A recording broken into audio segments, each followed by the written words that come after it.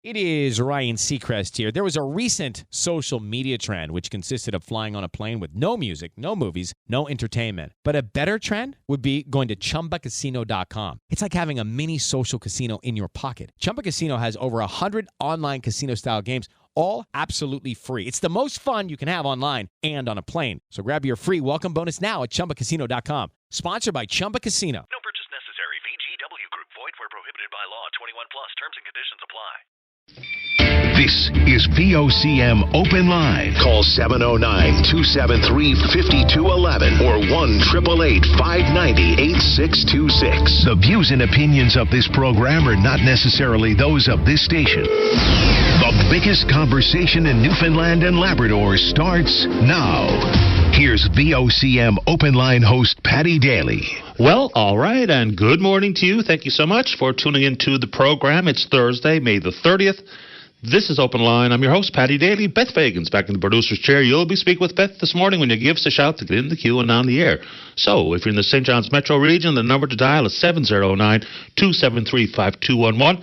Elsewhere, it's toll-free long distance, 1-888-590-VOCM, which is 8626. So, you know, I'm a Jays fan. You heard Brian Medore mention in the VOCM newscast, the Jays sweep their first series of the entire season, albeit against the absolute worst team in the major leagues, the Chicago White Sox, but I guess it had to come sometime. And a couple of streaks beginning and a career coming to an end in baseball on this date.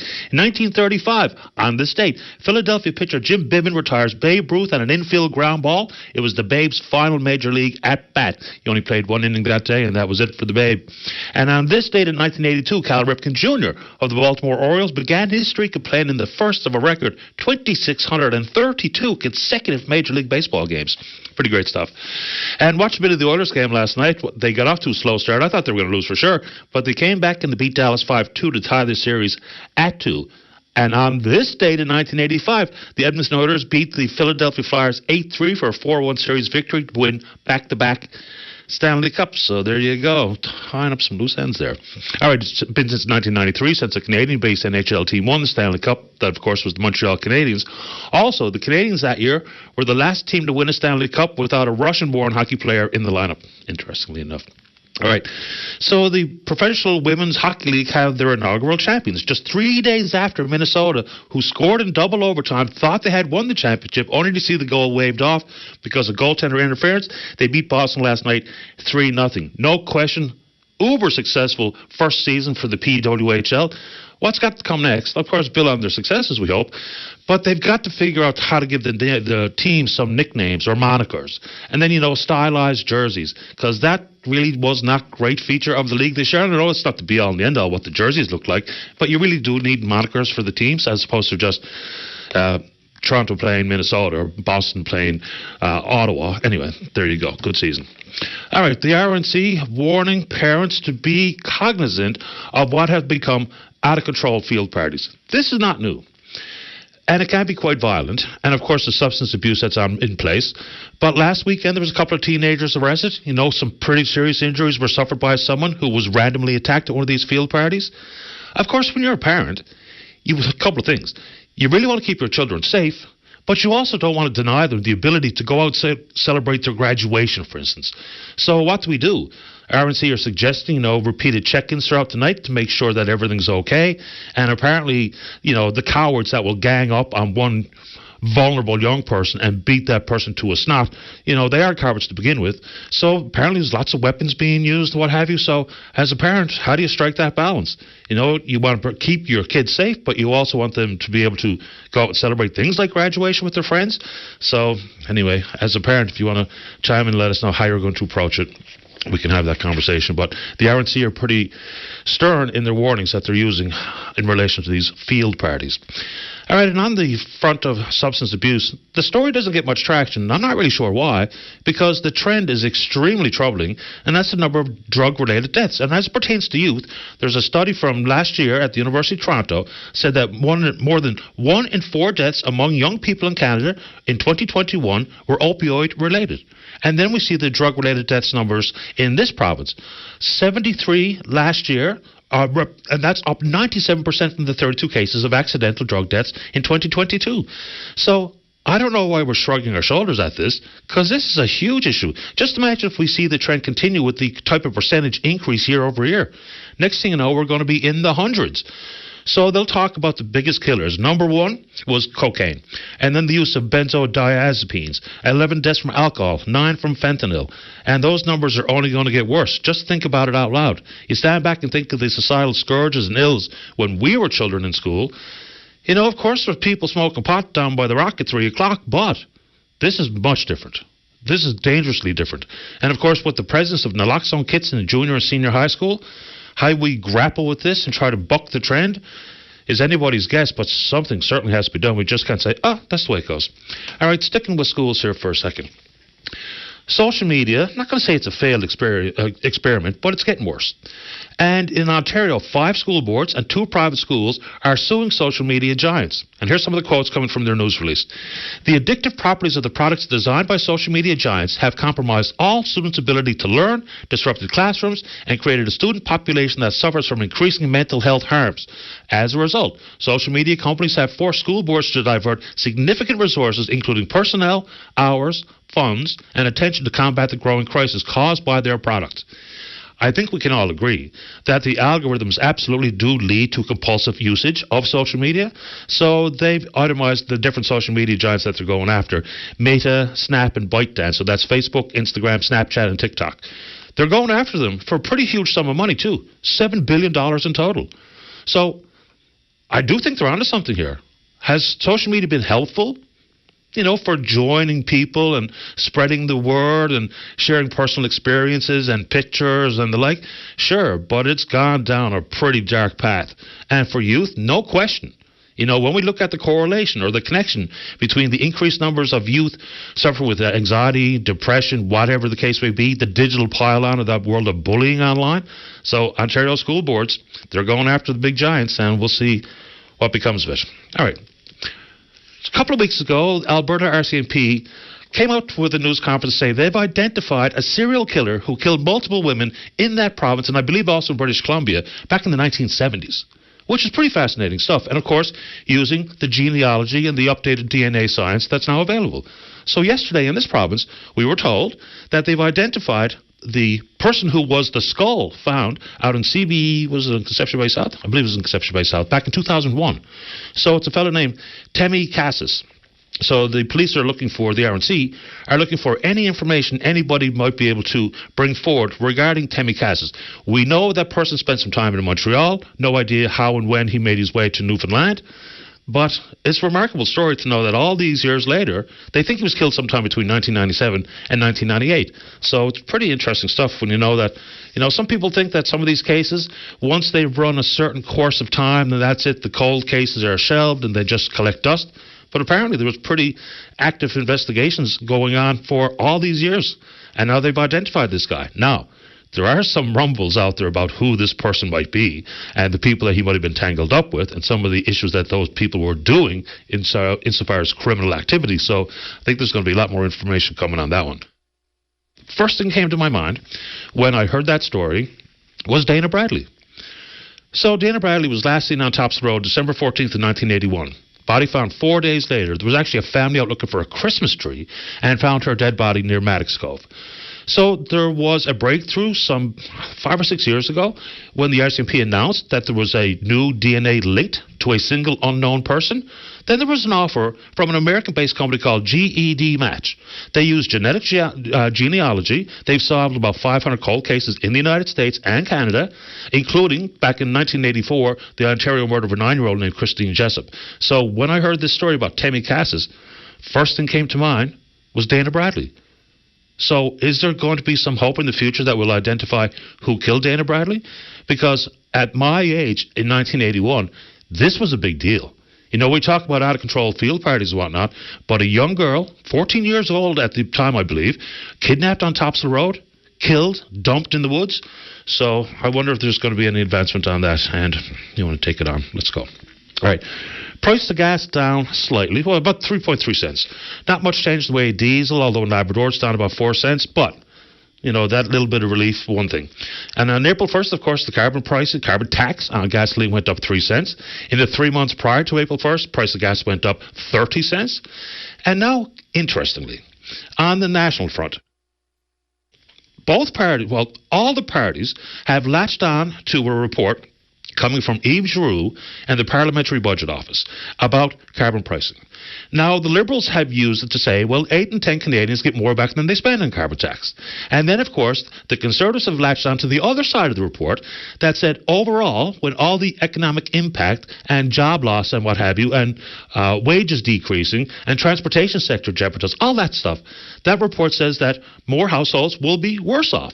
Now, wealthy families are standing to lose the most money here. Lower middle-income families stand to make more money here. And this hasn't been disputed by either side.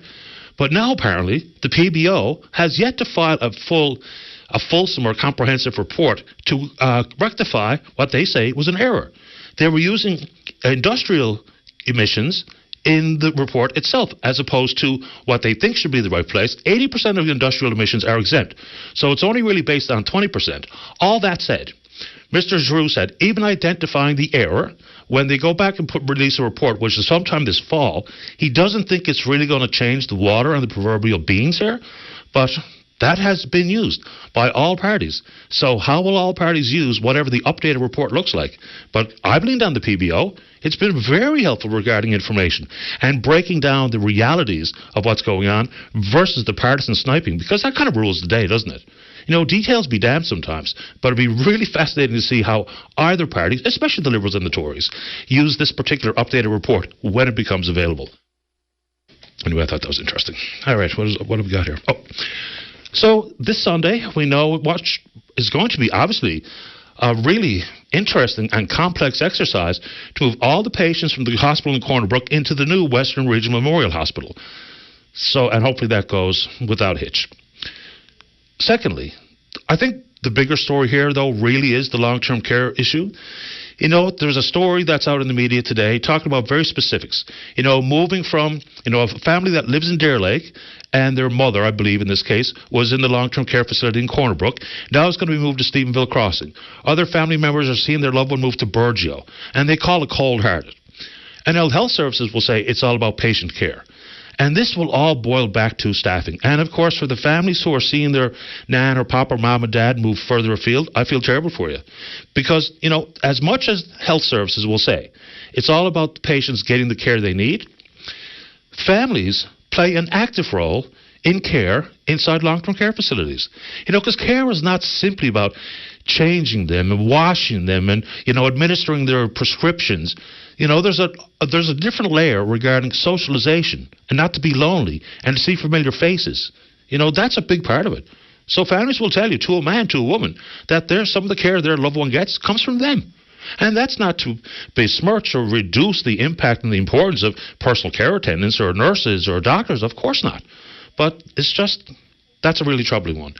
And we still need to know where we are in regards to the separation of couples upon entering long-term care. Yes, of course, there may be different levels of care required between the husband and the wife.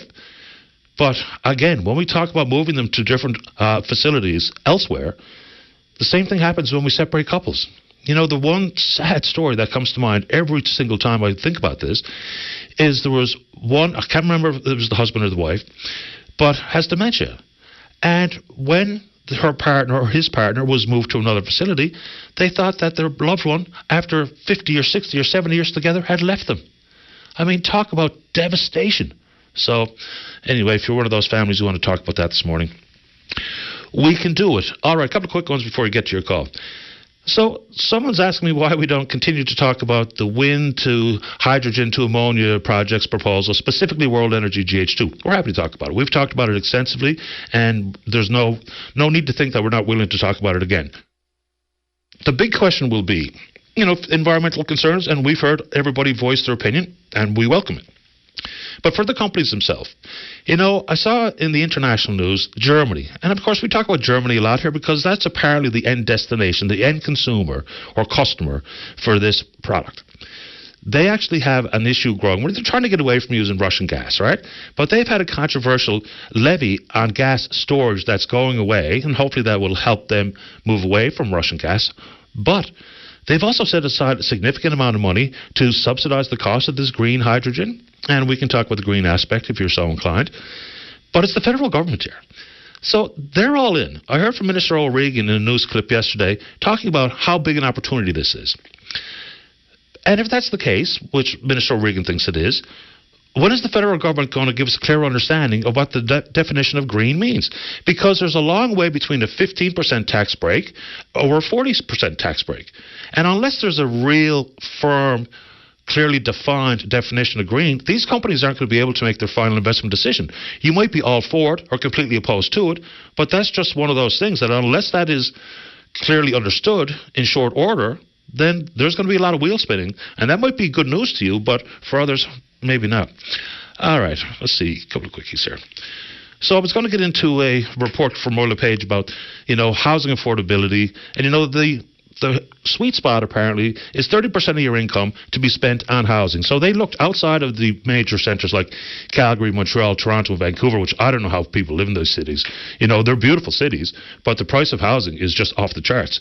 So they looked at some 15 other smaller, albeit still substantial sized cities, including St. John's. We came in right in the middle of the pack.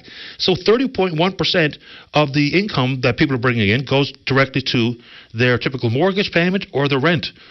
I was a little surprised that it hit that spot because that's what people have been using as the appropriate percentage for quite a long time, being 30%. So apparently we're right there. Leading the league, Thunder Bay. Now, with all due respect to Alec DeVecchio and some of the famous hockey players from Thunder Bay, and of course the Stahl brothers are from Thunder Bay. I spent a week there one day. Not the greatest city. Anyway, 22% in Thunder Bay, and then all the way through like 32 in Saskatoon, 32 in Fredericton, 36.8% Gatineau, Quebec, just for a couple of numbers to throw your way. All right. Thankfully, politics and politicians got out of each other's way to come up with meaningful amendments to the Limitations Act. Most people will go directly to thinking about Jack Whalen and his story, and fair enough. So I haven't seen it in full to give a big comment on it, but they are indeed, the amendments will indeed, probably, by the sound of it, include people like Jack Whalen, and apparently there's two cases in front of the courts, that they're going to be able to get compensated by the province because of the abuse they suffered. Of course, this all went back to exemptions for those who suffered sexual abuse as children. Now they've lifted and added in a couple of phrases which don't think I've ever heard before, but the inclusion of the phrase trespass of a person, which covers assault, battery, and false imprisonment. It's believed that this section will apply to Whalen's case. So, well done. Sometimes there's a lot of things we can't say about politicians, but this was required legislation, and everybody has agreed, and now it looks like they're on a better path forward. Also, there's changes regarding domestic violence. It says people in intimate partner relationships, as it did to minors, meaning a victim of domestic violence could sue their abuser without worrying about time limits. Also an important step forward. All right, and speaking of that, the House of Assembly closed. Spring session done. They are closed, and some might say off, albeit still plenty of work to be done, I would suggest, but the House doesn't reopen until November. And Fogo Island Ferry saga. It was always going to go down this particular road. So I heard John Abbott on with Linda Swain earlier and talking about the decision and justifying keeping the Legionnaire on the Belle Island run. Is it the Legionnaire or the Veteran? I think it's the Legionnaire. Anyway, they're both the exact same vessels. Because of the amount of passenger traffic. And yes, it's true, over the course of the year, more people travel across the Tickle than travel on Marine Atlantic. But the real crux of the matter is, for many, is the volume of transport trucks and cargo traffic comparing Fogo Island, Change Islands, and Farewell to Belle Island and the Portugal Cove end. So, whether you want to talk about that or not, but here's what's interesting. Jim McKenna, the newly sworn-in member for Fogo Island Cape Friels, very clearly said, this is the politics of ferries. We talk about the politics of payment. He said, basically, that because the Tories took that Liberal seat, that this is some sort of political payback. Fred Hutton, of course, the member for Conception Bay East Belle Island, calls it absolute nonsense. And here we go, because that's where this was going to land. People will talk about the process and the decision and the impact it will have to either community, but now it's been very much put into the arena of it was all about politics, not about process, not about what's right. And if you want to pick up that angle, of course, Minister Abbott says it's ridiculous. Mr. McKenna is quite clearly convinced that this is a political decision, solely a political decision. So anyway, the fairy saga continues. We're on Twitter. We're VOCM Open Line, fellows there. Email address is openline@vocm.com. When we come back, let's have a great show. That means you're in the queue to talk about whatever's on your mind. Don't go away. This is Open Line on the VOCM Big Land FM radio network. And welcome back to the program. Let's begin on line number 2. Ross, you're on the air. Good morning, Ross, on line number 2. Beth, is his pot up by chance? Let's see if we can get this organized here. Is the pot up for line number 2? I'm trying to say good morning to Ross here. Let's see here. How about it? How are we looking out there? I'll try one more time. Ross, are you there on line number 2? Yes, I am. Okay, welcome to the show, sir. Apologize for that. What's on your mind? Oh. We have something developing here on the phone. Let's try this again. Ross, are you there, sir? Ooh, that keeps cutting in and out. I'm not liking the sound or the look of that.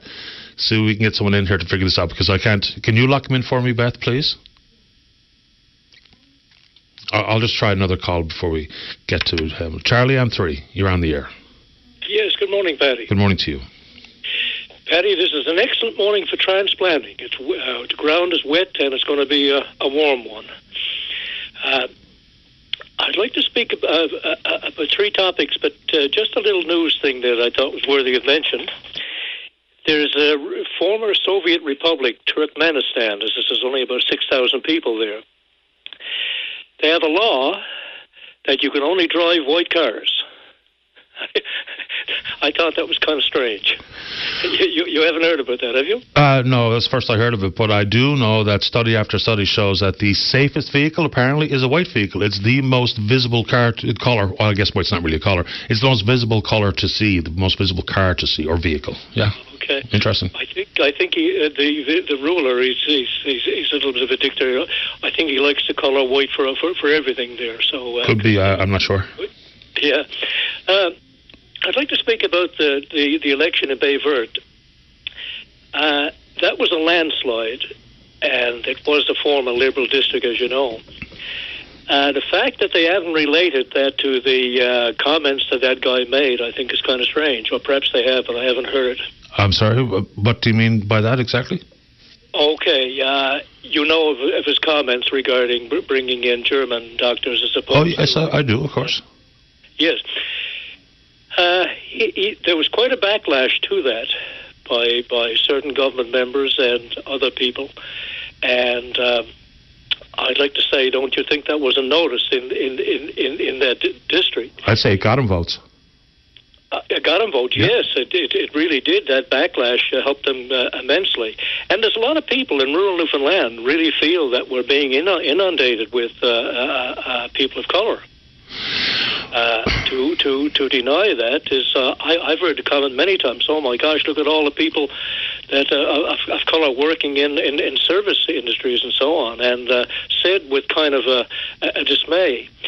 What a lot of people in Newfoundland probably don't realize is that we need, with the older population, we need a younger workforce, and where a lot of Newfoundlanders, of course, go away for work. We need them in fish plants, service centers, and we also need them in professional areas. If we're going to support this population with health care on that, we certainly need immigration.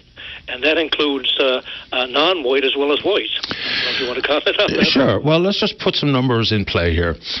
If we're talking about population stability, growth or decline, last year in this province, when you talk about the birth rate compared to the death rate, we were minus 2,711, I think is the number. So 2,711 more people died than children that were born. That's an unsustainable trend. We do need a tax base to support for all the different services here in the province, so that's important. Secondly, I think some people exaggerate just how many immigrants are here because, the most recent Vital Signs report coming from the Harris Centre says 3% of the population are immigrants. 3. So it just kind of becomes part of that culture war, political conversation. So there's the numbers for you. Our birth and death rate comparisons, it was minus 2,711. And, even the population growth here in the province last year was just somewhere around 5,500, if I remember correctly. And look to where other parts of the country where people are flocking. Alberta, for instance. The population of Alberta last year grew over 232,000 people.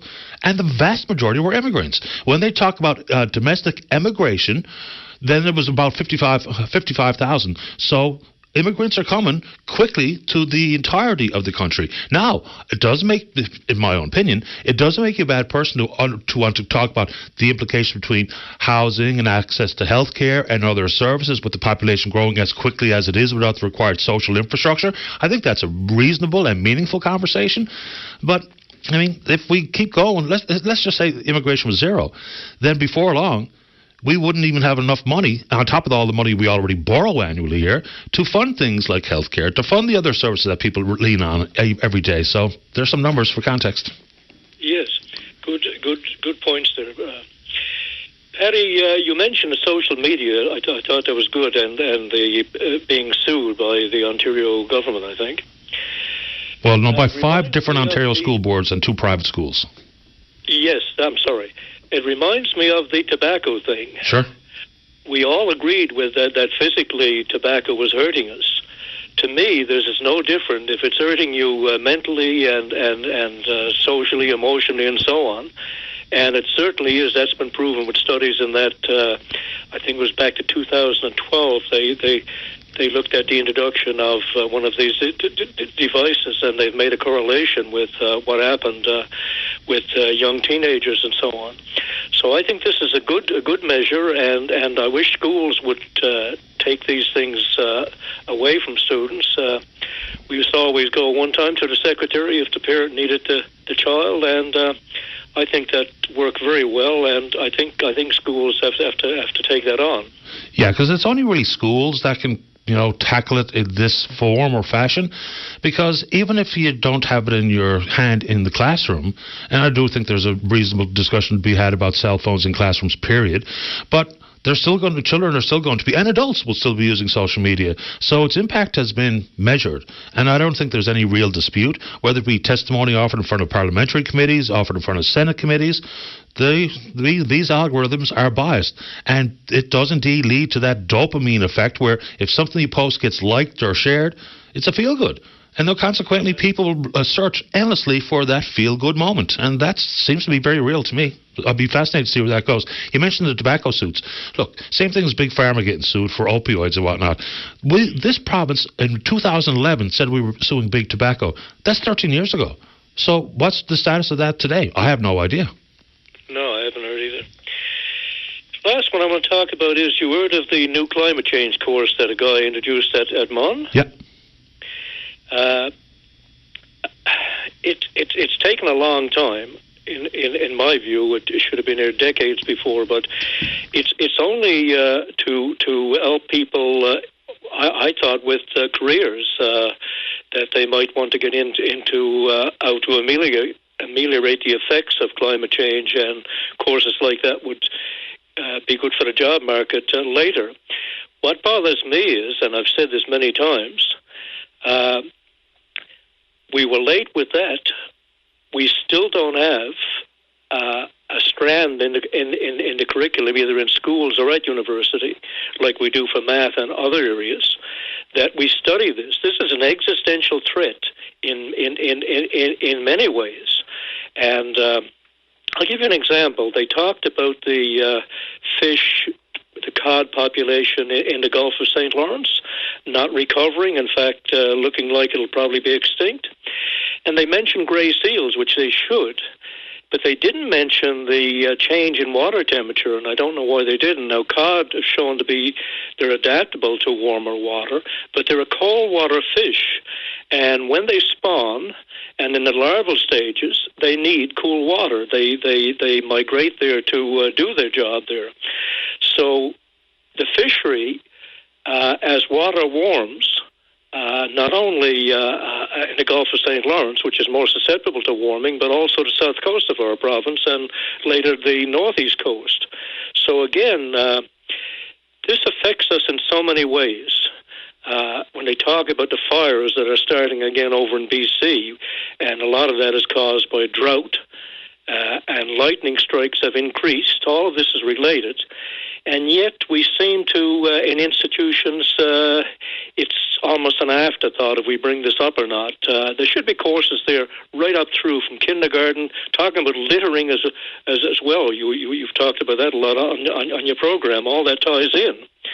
But anyway, that's my take on that this morning, Pat. Well, water temperatures, a few things. Like, I mean, we see that there's and I don't know what the forecast is going to look like for this hurricane season, but they're putting out the warnings, and a lot of that is associated directly with the warming sea. And then we talk about things like salmon returns. People point fingers of blame at aquaculture and whatnot, but it's also the warming waters. I mean, it's quite clear. So there's going to be an annual debate about hook and release or catch and release. If you're not in the sweet spot of 18 degrees, what's the consideration when it looks like it's not going to be the exception, it's going to be the rule, the warmer waters in the rivers? I mean, last year we hit like 27 in some rivers. So, I mean, these are all inherently linked, I assume. Charlie, I appreciate the time. Thanks for the call. Yes, thank you, Patty. Bye-bye. Take care. Bye-bye.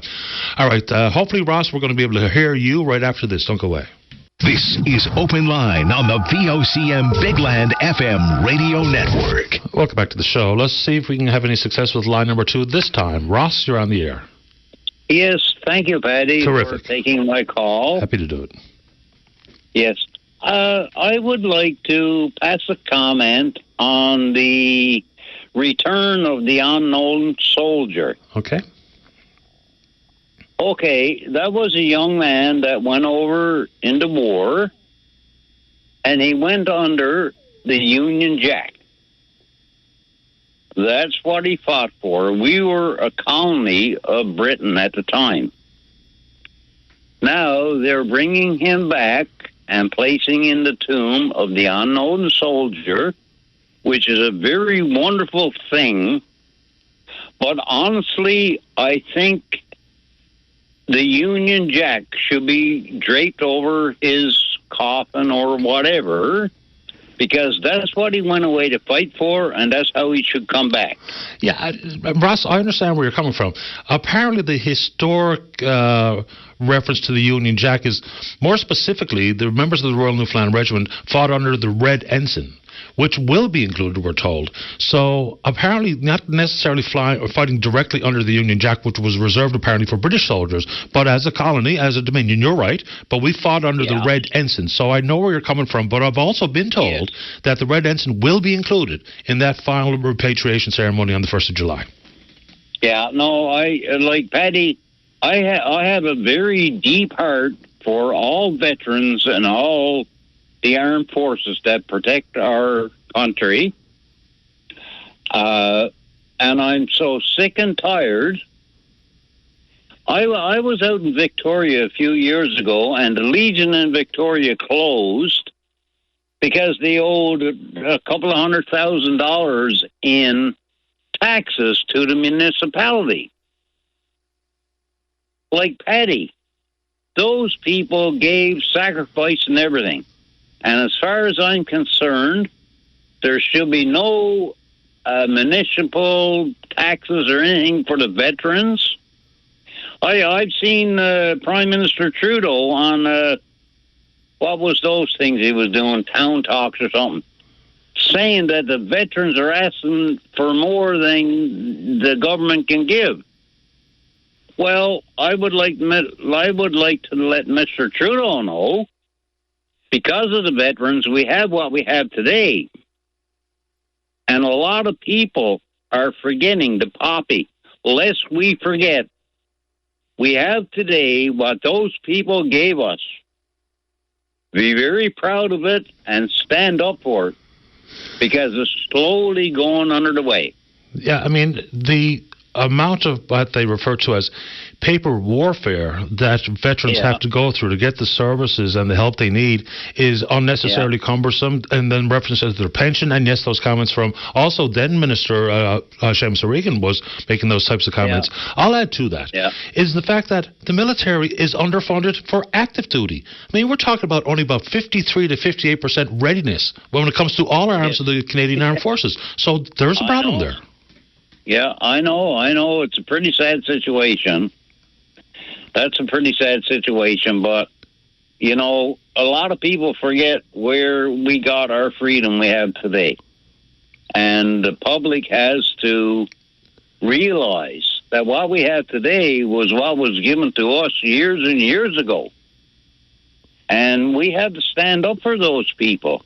You know, like, holy jumpings.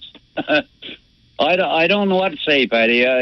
I don't know what to say, but I do know that that young person that was sent overseas and died, and he's being repatriated back to Newfoundland, I think the honors should be given to him to have the Union Jack draped over his coffin somewhere in the ceremony. He didn't go over and fight for the Maple Leaf. That wasn't even invented then. Yeah, the comment made then would be during the role of the Commission of War Graves, and the repatriation is, I mean, I'm not trying to be contrary here, but there's the answer that I was given, is that the Canadian flag was chosen because the government of Canada was the entity repatriating the soldier. Even though, yes, he was a member of the Royal Newfoundland Regiment, and yes, we were not a province in Canada during the First World War. But your points are well understood and taken here this morning. Thank you, Ross. Yes. Thank you very much, Paddy. You're welcome. Take good care. Okay, bye-bye. Right, bye-bye. And just a couple of quick ones, because this very similar questions come in fairly frequently, and it's, a couple of quick ones. Why are we not doing the DNA? Because we just talked about identifying the person who is the skull that they found back in 2001. So maybe it could be done. I have no earthly idea. But the thought there, or the concept there, is that the repatriated soldier is to represent all 800 that have no known grave in Europe. So if there was an identification process undertaken, then of course there'd be 799 still not repatriated. So that's the general concept there.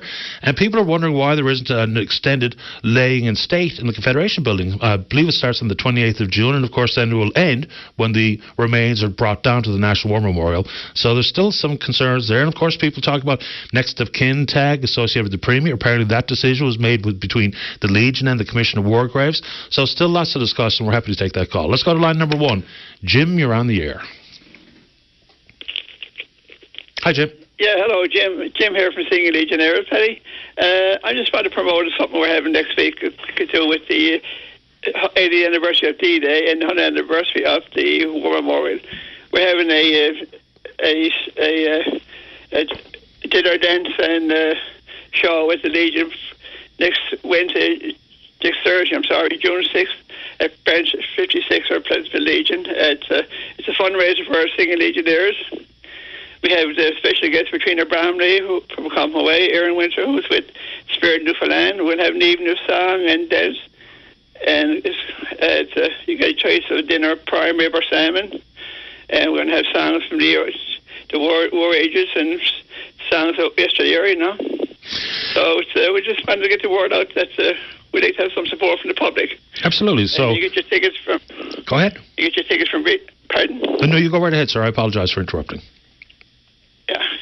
We have tickets available at Reed Music in Tapster Road or Music Section in Torbay Road, We're going to have door prizes and draws, whatever, So we'd like to get some people in the community to come out and support us. Tell the folks who the Singing Legionnaires are. Who Singing Legion?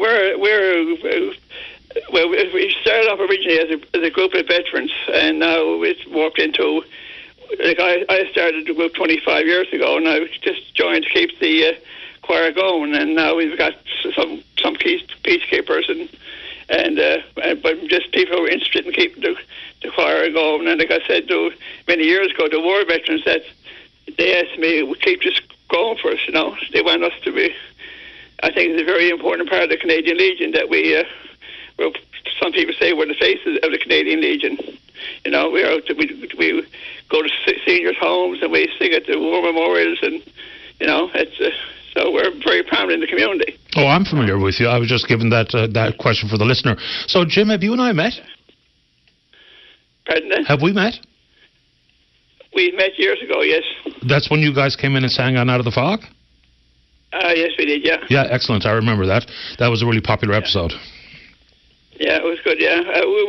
We're probably one of the better, I shouldn't be saying this, but in the most of the homes, they go best to say when the old fellas with the blue suits come back in to sing with us, you know. Fantastic. Give the folks an idea of some of the wartime tunes that you'll be singing. Oh, we've done Lily and Marlene, We'd Like to Go On Again, and we got a melody of war songs. It's a long way Tipperary, and Kiss Me Goodnight Sergeant Major, and we do some virulent stuff, and we do I'll Be Seeing You. Patrina and Aaron and Windsor are going to be doing 5 songs each with us, and do a couple on their own. So it's going to be nice evening. We had a good rehearsal last night, and Patrina said it was, it touched my heart. She said how good it was, So I think it'd be a nice evening out for anyone to go and. Pack up your troubles in your old kit back. Smile, smile. Okay. Smile, yeah. Lovely. And Over There's another one that I always enjoyed. Yeah, we didn't do that one, but we never sing it. But it's not in our repertoire. But we got like 40 war songs. But our war melody is Keep the Home Fires Burning, and Long Way Tipperary, Roll Out the Barrel, and Kiss Me Goodnight Sergeant Major, and a few more like that. We do, So It sounds like a great evening. I'm going to give the folks the details one more time because one of your friends sent me along the poster. So it's Evening of Music and Dining with the Singing Legionnaires, special guests Patrina Bromley and Aaron Windsor. Also going to be some music with the Walsh Brothers. So it's Thursday, June the 6th, the 80th anniversary of D-Day. So it's at the Royal Canadian Legion, Branch 56 down in Pleasantville. Tickets are $75. You can pick them up at Reed Music. Or where else? Reed Music, and what's the other place, Jim? The Music Collection on Torbay Road. Very good. And a choice between prime rib and salmon. Break a leg. I appreciate your time this morning, Jim. Thank you, Teddy. You're welcome. Bye-bye. Bye-bye. Singing Legionnaires. Sounds like a nice night out. Let's take a break. When we come back to recreational food, fishery, ferries, whatever you want to talk about. Don't go away. This is Open Line on the VOCM Big Land FM radio network. Welcome back to the show. Let's go. Line number 4. Sam, you're on the air. Good morning, Penny. How are you today? I'm very well. How about you? No, not bad at all. Penny, about a month or so ago, there was a good many calls coming in about the recreation fishery here in the province, and there was nothing heard on it since. And I'm hoping, I guess, because of the big secret deal, they announce it pretty soon, I guess. But I hope they're after making a few changes in it too.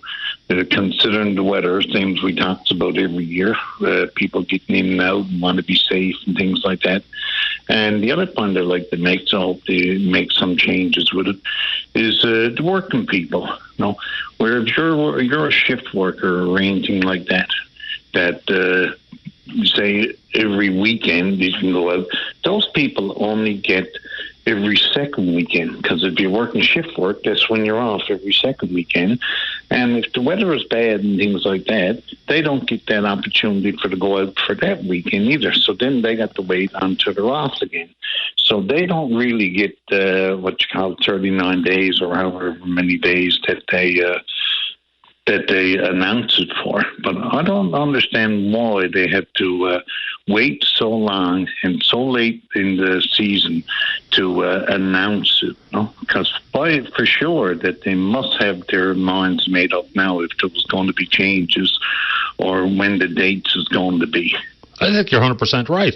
They absolutely know exactly what's going to take place this year. Why they wait, I don't know. Last year, they announced on June the 20th, the dates were, and you're right, it was 39 days, and it opened on the 1st of July. So, I don't know, maybe they want to limit the amount of time people have to complain about it, which people will inevitably will, but it's a fair question. Why not just tell us? I mean, in addition to rotational workers, what have you, apparently this is a real thing.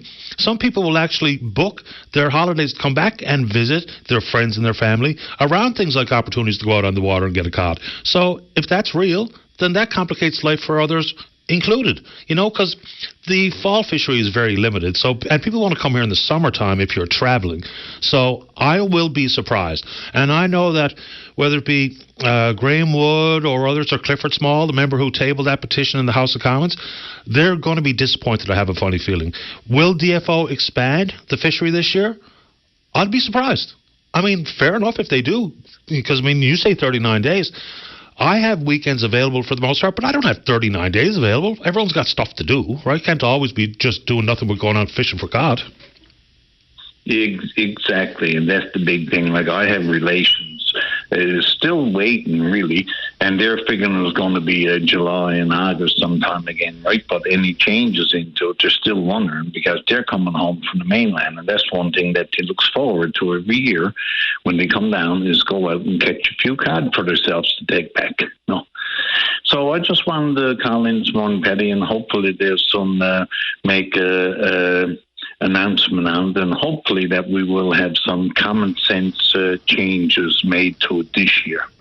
So I'd like to thank you for the time online, and still doing a great job as always. So I guess I'll talk to you again some other time. I look forward to it. Thanks, Sam. Thanks, Penny. You're welcome. Bye-bye. Just a reminder, so last year it opened on the 1st of July, ran to Labor Day weekend. Then the fall session was September 23rd to October the 1st. And here's another issue regarding some of the rules. They talk about the same thing every year. They'll say that you're allowed 5 fish per day, per person, maximum boat limit of 15. But there gets some confusion inside there, because I have actually seen an email from DFO which says they want people to be restricted to those numbers. But if there's 5 of you in a vessel that can accommodate 5 people safely, old lad, is that you're not going to get in trouble if you take 5 each. And so 25. So which is it? They should be really a little bit more clear on that one before people get themselves tripped up. So if it was me, I'm going to stick with the 15 per boat. But DFO, there's an email out there that I suppose if we had to run to our own defense, we could refer right back to their own comments. All right, let's go to line number 5. Jordan, you're on the air. Good morning, Paddy. How are you this morning? Very well. How about you? Not too bad. Paddy, I represent the Belle Island Ferry Users Committee. I'm a volunteer member. I want to call and talk about, as you mentioned earlier in your show, about the ongoing ferry mess, I guess you would call it, in our province. Yesterday, the newly elected MHA, Jim McKenna, had made a comment that the Belle Island Ferry Service is nothing more than a shuttle service. Paddy, earlier in your show, you had mentioned about some numbers and some facts, and I just want to share some with the viewers. The Belle Island Ferry Service transports more passengers annually than the Marine Atlantic Ferry, as you noted. It is the busiest interprovincial ferry service in the province. I think last year we transported more than, I think it was 400,000 passengers and over 200,000 vehicles. So we justify and we fight for every single trip that is on our schedule. And I mean, outside of that, Belle Island has hundreds of daily commuters, including teachers, healthcare professionals such as nurses and doctors, personal care attendants, business owners. We have daily and weekly medical commuters that have to commute back and forth for medical appointments. We do have a really aging population over here. The point I'm getting at, Paddy, is I'd like to justify that the comment made from the newly elected MHA for Fogo Cape Friel is that we are nothing more than a shuttle service. I think that's a little disappointing to hear. We don't look down on Fogo whenever their ferry service is better than us, and we feel like, we share some of their frustrations. We really do. We empathize with them. We've been there before multiple times. As everyone is aware, Belle Island has definitely had their fair share of struggles when it comes to the ferry service. Last year, our number 2 monitor and museum had seen up to close to 20,000 visitors. That's just from May to September. Belle Island services includes weekly supplies from fuel to oil to gas, food deliveries. Our economy really depends on the tourism industry, and we are in the top 10, I think, destinations on TripAdvisor within 30 minutes of St. John's Airport. So very disheartening to hear that comment from the MHA yesterday. Like I said, we don't look down on Fogo when their service is better than ours. We should be out working together, and it kind of felt like he's pitting one community against another, and that shouldn't be the case. And we're a little disappointed, as we know exactly what they're going through. And yes, with the tractor trailer issue up there right now, but the moral of the story is the Flanders had a fire a couple of weeks ago. The Veterans refit has been overdue, I guess, in the time frame. So things that are out of our control from the Belle Island standpoint, I guess. But it just seems like we're being targeted now, and there's lots of cyber abuse happening on Facebook and social media from residents of Fogo about planning a protest to the Portugal Cove side of a ferry to disrupt our ferry service. We're all equal. No, one more. Every resident that has to use a interprovincial ferry service, I think, should be treated equally. No one is more deserving than the other, and that's the kind of attitude that we had felt from from a committee standpoint, from MHA, the new MHA from FOGO. So we share their frustration. We've dealt with similar scenarios multiple times, and we really do empathise with them. But we think the approach that certain residents in FOGO and the MHA has taken is not the right approach. We are happy and eager to help work with the province and FOGO for solutions and sharing whatever resources we have that would benefit the entire province as a whole. But we're extremely disappointed with the comments from the new MHA. Insofar as everyone should be treated equal as ferry users, of course we have to match the size of vessel with the actual need. I think everyone would understand and acknowledge that. And you made brief reference to the commercial traffic. So I've got two questions. I do think, and I'm familiar with Bell Island and Portugal Cove, and I've been to the island many, many times. I have familial relations with Bell Island. There's a distinct difference in the volume of cargo traffic and transport trucks versus Fogo Island versus Bell Island. Would you grant that? I would agree with that, yeah. Okay. So I think that's the complicating factor here, is because that's the issue regarding capacity on the smaller ferry is basically about the economic impacts here. With the ongoing fisheries, both on Change Islands and on Fogo Island, I think that's the argument being made. I mean, Mr. McKenna has made it certainly hyper-political, and I knew that was coming, but for whether it be Mayor Shea or past mayors or ferry users, they're talking about the complications for medical appointments and going to tournaments on the island of Newfoundland, but a lot of the focus has been on the cargo traffic, which is I don't think has been addressed quite clear enough by Minister Abbott. So that's what I think is the big one here. Yeah, and you know what? We understand that this time right now for FOGO is definitely a crucial time with the ferry they have, I think, only being able to take, 2 tractor trailers. I guess we just kind of feel like there's a you can't rob Peter to pay Paul attitude, and that's what we're kind of getting from the member. We don't want to sacrifice our ferry service. I mean, the local business economy and the tourism industry, that's all we live off from May to September. That's our bread and butter. At the end of the day, Patty, I think we need to look at the root cause. And the Bell Island ferry service is not the root cause of why the Fogo Island ferry service is in a mess right now. And it has to go back to the department and their scheduling of refits. I mean, obviously the Flanders and the fire on board the Flanders is something out of the department's control. It had happened. But I really do think the department needs to look at, better operations within in terms of scheduling refits and maintenance and be more organized, because it seems like there's never a backup plan or there's never a plan in place. I mean, everybody knew that the crab industry or whatever, I think it's crab industry out in Fogo, it's a certain time of the year. Well, why would we have a refit on the veteran within a time frame that could risk possible disruptions to those service? So, but this was a scheduled refit? I thought this just was a mechanical issue that reared its head as opposed to something that was scheduled in advance. Oh, I could be wrong in that, Patty. I'm just speaking, I guess, to that context. I could be wrong. I was under the impression it was a scheduled refit, but I could be wrong. Oh, I could be wrong too. I should verify that.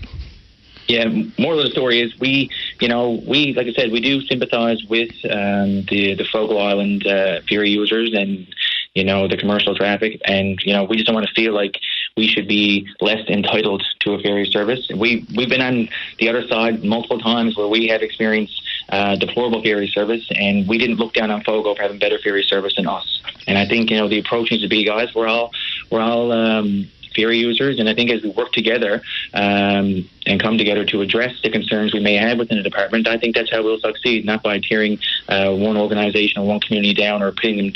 I kind of felt like the MHA was pitting us in a fight towards each other, that was disappointing. Before we go, so I know the island does rely heavily on tourism dollars coming aboard, but when we look at, you mentioned May through to the early fall, do we have a clear understanding about, where it really peaks out? Because it feels to me July and August are those real peaky kind of months in the world of tourism, and if they're talking about the vessel being out of commission, which they say is 2 weeks, and who knows how long it's going to be, what do you think the interruption would be legitimately in the early 2 weeks of June versus if we were talking July and August, which I think is a different tourism conversation? Am I accurate in saying that? 100%, Patty. And there's no doubt that there's peak seasons, but we've been noticing this year especially that we had people started coming towards the end of April, and more notably a lot more than we have had experienced in the past within those months. April and May have been fairly busy for us. After speaking to local business owners and the museum, I think in 2 weeks alone we have 600 people scheduled to come visit our number 2 mine tour. So, I mean, it's hard to put, I guess, pick a certain date for peak. Obviously, peak is there's more traffic flowing within July and August, but we've seen an influx of visitors coming in the latter half of April than we ever seen before in probably the last decade, which is great. We love that. But I mean, outside of that too, I mean, yes, tourism is our big economy booster, but there's also hundreds of people, like I said, that travel back and forth the Belle Island Ferry every day to support their families. Some of which are just making minimum wage, just to try to contribute to their family. So that's all for me, Patty. I just wanted to pop on and say, just that as a committee and representing as a whole, we're a little disappointed. We understand your frustration. I just want to reiterate that when our service is deplorable or not running as smooth as Fogo's, that we don't look to look down on them. We should be working together, not against. Appreciate the time, Jordan. Thanks for the call. Thanks, Patty. You're welcome. Bye-bye. All right, let's take a break. When we come back, Linda's next to talk about healthcare. Don't go away. This is Open Line on the VOCM Bigland FM radio network. Welcome back to the show. Let's go to line number 1. Linda, you're on the air. Yes. I'm calling from Gander. Yes, ma'am. And I'm calling about the health care because I got a sciatic. I'm living in a home in Gander. In an old people's home. And I have a sciatic nerve in my back and in my legs, and I need the lift chair, and I contact everyone with the government, and no one can help me because I'm not a level 3. But because you're not a level 3, you just got to suffer, I guess. And I need a lift chair, and I just can't afford it. They're taking all my money, they're taking all my husband's money, and we just can't do it. So I was wondering if there's anyone out there would have a decent lift chair that would be satisfied or help me or do something for me, because I've been suffering for the past 2 months with this. It can be quite nasty, that's for sure. A bad back is debilitating. So I can't say for certain, but I would suggest that, I don't know if anybody listening has a gently used lift chair that they can provide to you, but I'm going to get a number here that I'm going to get you to call, and hopefully I don't put this gentleman on the spot, but St. John's. So there's a possibility that you'll get some satisfaction here. So do you have a pen handy or a pencil? I do so, sir. Okay. So I'm going to ask you to call the hub. Tom Badcock, they've got lots of stuff down there. Maybe that might include a lift chair. I don't know for sure, but that's a place I would check. So their number 709. Where would that be to? It's on Lamartin Road in City of St. John's. Yeah, but I'm in Gander. Yes, I know, but it's on Mary Meeting Road. But if they have it, then we can work towards organizing getting it to you. Okay, as long as it's decent, that something good to sit in and something not too dirty, because I do have 2 bad lungs. Yes, and Tom wouldn't give you, if he has one, he's not going to give you something that isn't fit. So I'll give you the number and let's cross our fingers. If he does have one, then we'll work towards somehow getting it to you. Okay, 1709. Yeah, and then 754. 754. 03. 03. 52. 52. It's just ridiculous. Someone got to suffer, and I swear I'm in the home because I'm sick. And nobody is out there to do anything for you. Now, that's a lie. There's 2 people trying. And I haven't heard from none, and they're wonderful people. But if I would get a call, but I did price one, and it's too much. I can't look at it. So I'll call that number now, my dear. When you priced it out, how much are they, Linda? Every place that I've looked is $1,700. Yeah, that's pretty steep. I can't afford that, so I got to suffer because I can't afford something. So, other than the pain you're suffering with your sciatic nerve, how's life in the home that you're living? What do you say? How's life in the home? Is it a happy place to be? Are you content? And I know the pain is one issue that we're not trying to separate out, but is it a good environment, safe and happy and dignified? There's good people there, and there's a scatter where you're going, but the food is not the best. But you got to put up with that. But the home itself the carpet, his carpet on the floor, and that's not in the room, but that was supposed to come up. That's choking me up. I got 2 bad lungs, and I've been hospitalized a lot. So they was going to take it up there in last year, but it's still not up. But I'm not going to say the name at home. Oh, that's okay. But they're doing stuff for me, yes, but they can't help me with nothing outside of this home. And I've had people in, and they've done assessment on me. Because I'm not level 3, they said I can't get a chair. Okay. So make that call. Ask for Tom. Tom, just a minute now. Tom. I mean, there's a couple of people trying for me here, right? Yep.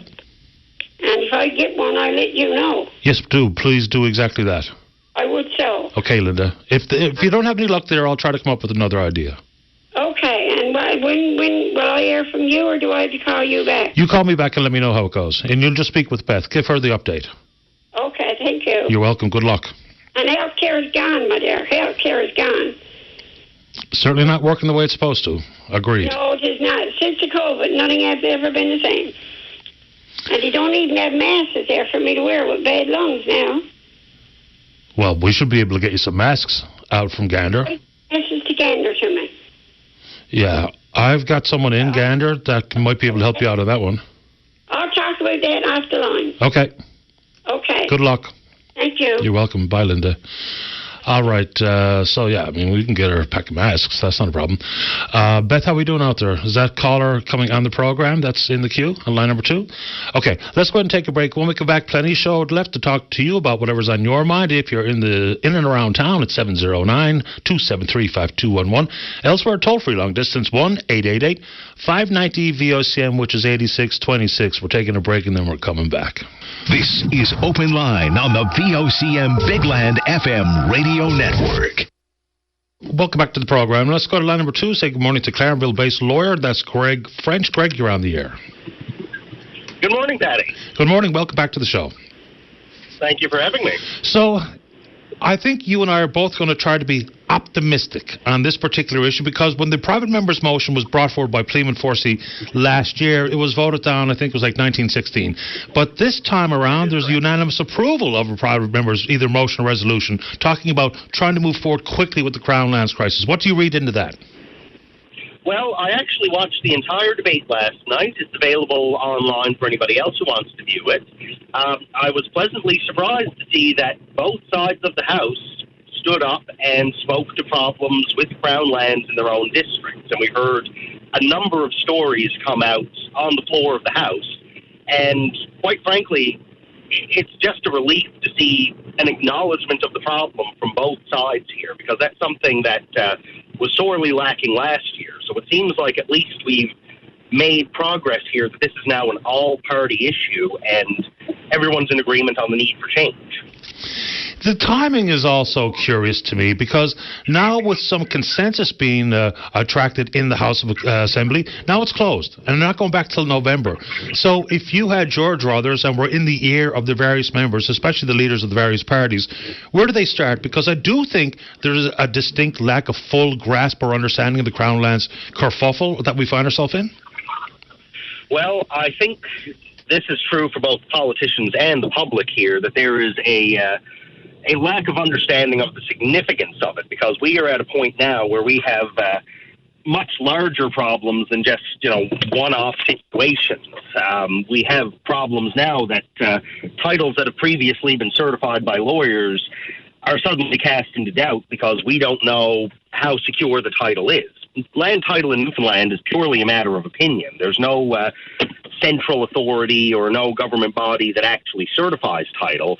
You only own your land if a lawyer is prepared to guarantee that you own your land.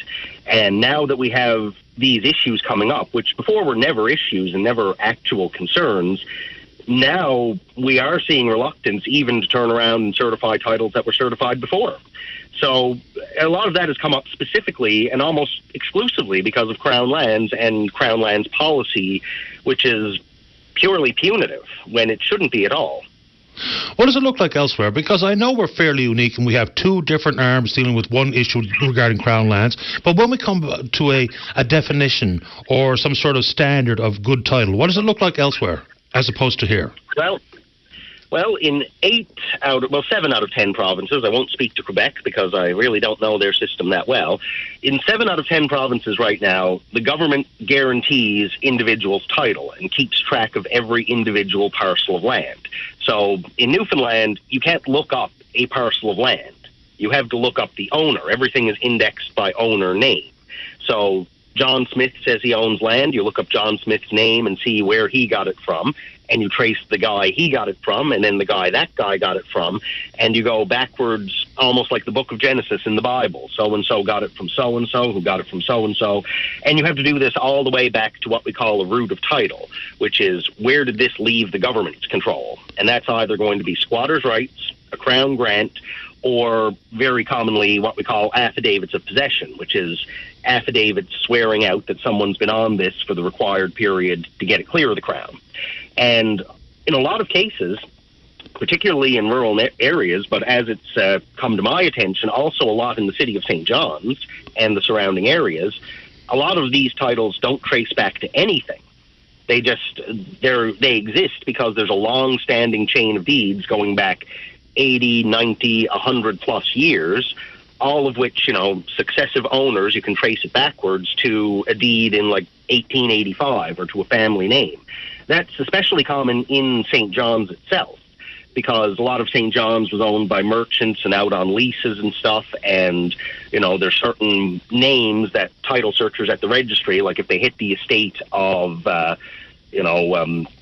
I'll say like Francis Carter or someone, like a former Prime Minister of Newfoundland, that, okay, we don't need to look behind that guy. His title is so well accepted. But the problem is there might not be a grant because it was just occupied on an understanding. So now we're at a problem where when you have these deeds that trace back to nothing but have been in the records for 100 plus years, until very, very recently, that was acceptable as title, and now it's not. So all of this to say, none of our titles are guaranteed in Newfoundland. The only way to get a guarantee of title in Newfoundland is to go to court under the Quieting of Titles Act. In every other province but here in Prince Edward Island, the government guarantees it. You have a parcel identification number, and you can look up a parcel of land by number, and whoever's named as the owner, that is the owner guaranteed by the government. Does not work that way at all in Newfoundland. Strange. So we use 1977 as one of the reference points, and of course that's about squatters' rights. But then what's the implication of 1956 that I see in your Twitter thread? Well, 1977 is the date we cut off squatters' rights against the Crown. Right. And I emphasize against the Crown because squatters' rights still exist as between private entities. You can get squatters' rights against your neighbour. You can get squatters' rights against an old Crown grant, which is how a lot of title gets fixed. 1977, January 1st, is the cutoff date for squatters' rights, with the exception being that if you had the land for 20 years prior to that date, so December 31st, 1956 to December 31st, 1976, you are allowed, your title is recognized against the Crown. The problem is the Crown recognizes absolutely no possession before or after that. And we have had court battles on that very issue. And it affirms the Crown's laser-like focus on those two dates. What's the role of the municipality has to play here? Because when Tony Wakeham stood up yesterday, he talked about a specific case, a fella out in the Ghouls, and the interaction with the city of St. John's, and permits granted. Does this all boil back to provincial responsibility, or is there some role municipalities play? Well, Newfoundland is, I'll say, uniquely chaotic because there's actually 3 different government departments that have some say, I'll say, on land ownership. Crown lands, of course, is the obvious one under fisheries, forestry, and agriculture. The Registry of Deeds, which controls all private transactions and mortgages and things like that between private parties, is under Service NL. And then you have Municipal Affairs, which runs the Municipal Assessment Agency that keeps track of municipal ownership within towns for tax purposes. So what we have is a complete disconnect of 3 separate branches of government working in 3 separate silos to the isolation of each other. So Tony Wakeham speaks about a fellow in the Goulds who thought he owned his land, registered his title to the land, and the city of St. John's recognizes his ownership of the land. Now, there's a very strange quirk in the City of St. John's Act that the City of St. John's has administrative control over Crown lands with the ability to lease Crown lands within the city boundaries as they existed up to June of 1981. So this fellow's out in the Goulds, which, as I recall, wasn't part of St. John's until about 92. So he's still under having to go through the provincial authorities for this. So the city of St. John's recognizes him as the owner because they've charged him taxes for however long it's been, 30 plus years at least. He's apparently got registered deeds at the Registry of Deeds that go back 40, 50 years or so. I don't have the full story on that. And the government of Newfoundland says, nope, that actually belongs to the government of Newfoundland. We don't care what the registry says, and we don't care what the city of St. John says. Is there a legal argument to be made that, I have sat in this house on this plot of land for 40 years paying municipal taxes? Is there a legal argument that means that should be land that I own regardless of what the Crown says or the registry says?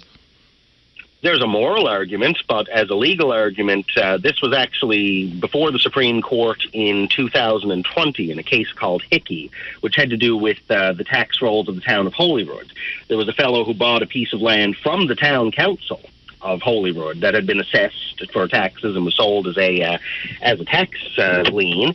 And what happened was he tried to get clear title. Someone pointed out it's not in the Crown grant, so he went to court under the Quieting of Titles Act, and the court held that you might have bought this from the town, but the town couldn't sell it to you because it was Crown land. So whatever he paid the town, his 20-odd years of taxes to the town's record of his ownership and his registered deed, all of it meant nothing. Would it mean anything if there was a legal argument to be made that you collected those taxes wrongfully so and should return them? The problem is the Municipalities Act also provides that a person in occupation of land can be assessed as the owner where the owner is unknown. So now we have, and I mean, it's one of the many conflicts you'll find if you dig any depth into Newfoundland's property law system, that the Municipalities Act, under Municipalities law, you're not allowed to assess Crown land for tax purposes. But of course, if you go by Crown land's definition of Crown land on the Land Use Atlas, apparently nothing in some towns could ever be taxed. But that's clearly not the case because there's houses built and property taxes being assessed. It's the lack of coordination and, quite frankly, the lack of organization of government, because again we've got three separate silos. Like in the eyes of lawyers, because there's affidavits of possession at the Registry of Deeds, you might be recognized as the legal owner for our purposes. Because of the squatters' rights claims that have never been reconciled by government, Crown Lands has never taken full stock of who actually has squatters' claims in Newfoundland. You might actually be the owner, just not officially recognized by the government, and you're not going to know until you try to go straight whether or not your ownership is recognized or not. So you might have recognition by the town council, you might have recognition at the Registry of Deeds, the legal profession might recognize it and allow you to mortgage and sell, but you never talk to Crown Lands, and you'll never know if you have a problem with Crown Lands. Until it becomes too late, and then you have to enter into the quieting issue, which comes with a lawyer's fee and time and frustration. Like, we use the Poster family being the Diamonds in Catalina. They ended up settling with government after all of those years to the tune of, I believe it was $10,000. Little over $10,000. Okay. And, I mean, the problem we have there is, I won't get too deep into the particulars of it, except to say that Crown Lands was not the reason that matter ended up before the court in the first place. But Crown Land's intervention is what kept it there. And I'll tell you, Patty, I myself have two cases next week in Supreme Court where Crown Lands is involved, having fought residential properties in municipalities. It's just so bizarre. It is bizarre. I mean, the problem we've got when it comes to fixing the problem is the easy fix is not necessarily the right fix, because every fix has some concurrent downside. It's kind of like the proverbial monkey's paw. You make a wish, and if you don't phrase it exactly right, you're going to have some terrible collateral blowback. And reconciliation, like taking stock of what is it that people are claiming, what is registered, what do towns say is the ownership status, trying to reconcile all that with Crown Lands is going to be measured in years and millions of dollars because someone has to sit down and review every single parcel of land in the province of Newfoundland. That's not going to be feasible without a lot of investment. If we try what Nova Scotia and New Brunswick tried, where we do it on a gradual basis, as things come to be registered, it has to be registered into the land title system, which is what they have down there now. New Brunswick's been doing it for 40 years, and they're still only about a third of the way through it. And they don't have the same level of, shall we say, hostility that we face with the Crown Lands problem, where the government shows up in a self-defeating sort of program. Like, what's the point of coming forward if, at best, you're going to get what you already have, and at worst, the government is going to take your land on you? No one would come forward under that system, and really that's what's inhibiting a lot of our ability to fix it. That if you go into this and you risk losing your land, nobody's going to start. But the people who are coming forward are the people who, to all intents and purposes, don't have anything to fear because they believe their claim is legitimate. It's legitimately grounded on documentary title. It's recognized by municipalities. It's recognized by the whole community. And then the central government in St. John's jumps in and says, you don't own your land in Twillingate. You don't own your land in Monte Vista. Meanwhile, the actual pirates, the actual scofflaws who want to just steal Crown land, they have the good sense not to come forward. And because of this complete confusion over what is legitimately Crown land and what isn't, the scofflaws are the ones getting away with it, and the innocent people who are just trying to do right by their own actions, they're the ones who are paying the price. From a jumping off point, I don't even understand the motivation of the government here to not see and understand and change the Crown Lands process in full. Because if it's just about money, then that's an awful starting point for politicians to be focusing on paltry sums like $10,000 per and all the anxiety. I mean, we were talking about a family that had a sick loved one, and they still fought that fight with them. It just seems kind of disgraceful, with a complete absence of common sense. I don't know where the upside is. Well, it very much seems like the dog chasing the car in some ways. Like, once they catch it, I'm not sure they know what to do with it. That if these things are fought, one questions, had the Diamonds gone through with the trial and lost, what would the government's next step have been? Would they actually have gone up and forced them from the house? I have my doubts. But if that's the case, then why did they fight it in the first place? Why not just back out of the room and say, we'll leave this one to the courts? That would seem to be a solution. That's the thing with the quieting of titles process. The government doesn't have to choose to get involved. The things that are being fought are specifically being opted into the fight. Yeah, Greg, as usual, I appreciate your time. It's a pretty tangly subject, but one we've got to unravel so that people can just legitimately move on with their life, not having to worry about whether or not they're going to run into a Crown Lands problem when it comes time to sell or downsize, whatever the case may be. Any final thoughts you'd like to offer this morning? What I would say is this. The problem is a lot more pressing, and I've posted some details of it on Twitter, as you've seen. In a sane world, with a reasonable method of solving this, it simply takes looking at everything contextually, and the government really has to ask itself, is this a fight we want to have? Not, is this a fight we're allowed to have? Because it certainly seems like the latter is what's being used, and any sort of sensible discretion is being left by the wayside.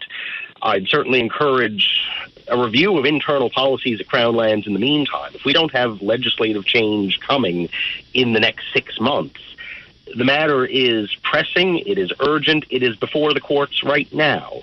And I think Crown Lands needs to take a good hard look at what it is they're doing, and more importantly, why they're doing it. Fair ball, Greg. As usual, appreciate your time. Always happy to talk to you, Patty. Thanks, Greg. Bye-bye. Here you go, Greg French, wealth of knowledge on that Crown Lands issue. Good call. All right, let's take a break. When we come back, plenty of time for you. Don't go. This is Open Line on the VOCM Big Land FM radio network. Welcome back to the show. Let's go line number one. We join Mayor of Fogo. That's Andrew Shea. Mayor Shea, you're on the air. Good morning, Patty. How are you doing? Not too bad this morning. How about you? Oh, feeling pretty good, but there's an awful lot of calls about the ferry. Oh, yeah. Oh, what a mess we're in here, Patty. It's unbelievable. It's just unbelievable. It's yesterday the ferry started on regular time. She went to St. John's. They couldn't get the ramp to work. She made one trip yesterday morning. She went back for the second trip. The ferry was blocked. People blocked the ferry. There's some kind of dispute. I had a call from the government telling me that they weren't responsible for anything to do with the ferry being blocked. They weren't going to call the police. They weren't going to do anything. It just had to resolve itself. They got it resolved, and she made a couple of trips yesterday. Last night there was a late trip, so we had no trip this morning till 12 o'clock leaving down. There's people been in the ferry lineup since 10 o'clock yesterday and longer, and over and sleeping in the cars on the other side. So she's going over now, and she's making one trip back. The next trip she's making a dangerous good trip, which means there will probably be a few passengers on her, no vehicles. This is just not acceptable at all. This unbelievable. What did you say about the protest? I want to make sure I heard that properly. No, the protest, we got a meeting tonight, a protest meeting, just to get everybody to see what we're going to do, because this is not satisfactory. This is a trick to the co-op. The co-op got a few weeks to make their money this time of the year with the crab. So here we are, can't get the crab on the ferry, can't get the trucks across. We got to stop buying lobsters this morning because we can't get them shipped out. We got that many to hold in the holding pen. We can't take any more, can't ship them out. And like it's crippling the whole economy. People are cancelling their bed and breakfasts, things, and the minister gets on and says, we got neither boat. So we're having a meeting tonight to see what the people of Fogo Island wants to do. Is there any solution? Look, I know how the co-op works basically, but is there any solution for the crab and the lobster to get landed on the island of Newfoundland and some sort of compensation flow back and forth between the co-op and whatever processor? Nothing has been discussed like that, Paddy, that I can mind. But the thing is, I was on CBC this morning, and the minister came on after me, and he says, we got neither boat. We got neither boat. We got the same capacity as we had. We got there's 3 boats, and we always, when this happened, 2 of the small ones went to Bell Island, and the Legionnaire come here. And we got the same capacity now, and 3 weeks ago, the Legionnaire was coming here. And they had a fire on the other one, and then that stopped it, and now she's not allowed to come down, or the Beaumont is not allowed to come down. So I don't understand why this is happening. Nobody understands. We still got the same capacity. We always worked it out. It worked fine. And this year, well, they're not sending it down. We got an air boat. But yet we got 3 boats.